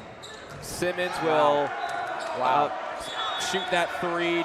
Wow. Right into the wind, swifting through the air, not hitting anything. And there is the air ball chance coming from the Bartlett Panthers. Yeah, that was basically ruthless against anybody that stands in their way. Yeah, that was basically my overly sophisticated way of saying, yeah, he airballed that completely. Pull from half.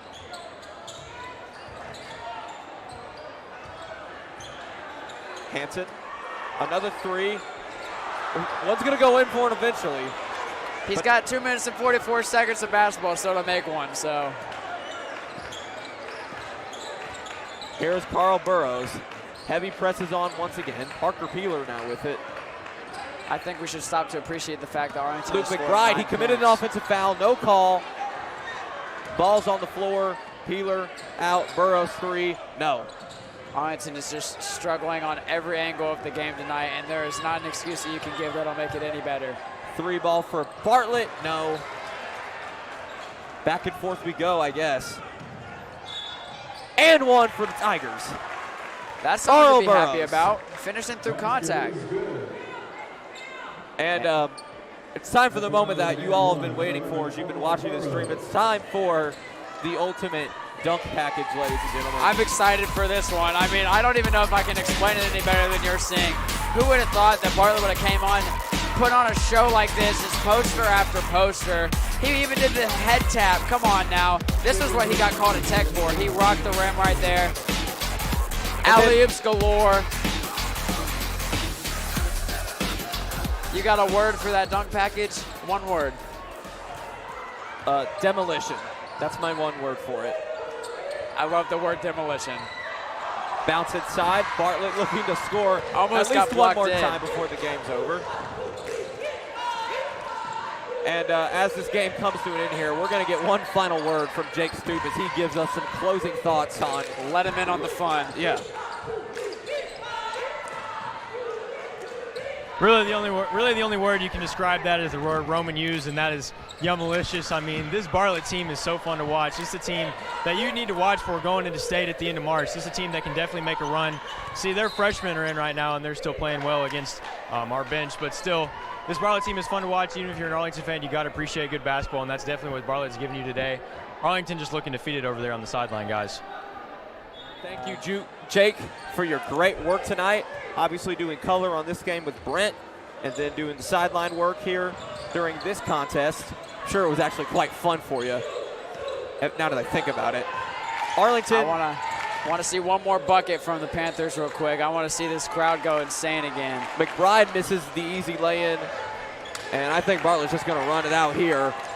The Bartlett Panthers, 70. The Arlington Tigers, 24.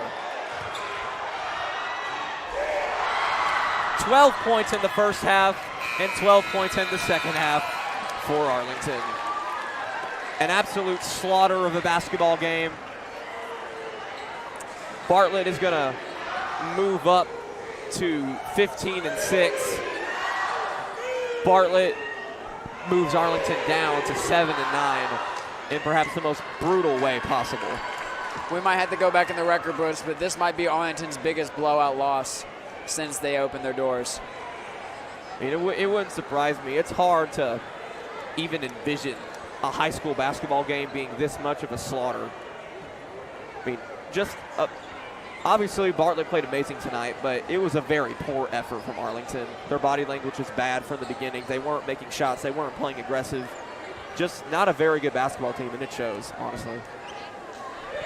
Yeah, not much to say on that one. It was pretty adamant in the dunk fest that we saw here tonight. Well, shout out to you, Brent, for making the Gladiator trip, calling both of these games. I was happy to have you for this second contest, but that's going to do it for our doubleheader here tonight, along with Jake Stoop, Brent Lyons, and the rest of the AHS Tiger Life crew. This is Roman Cleary signing out. Good night, everybody.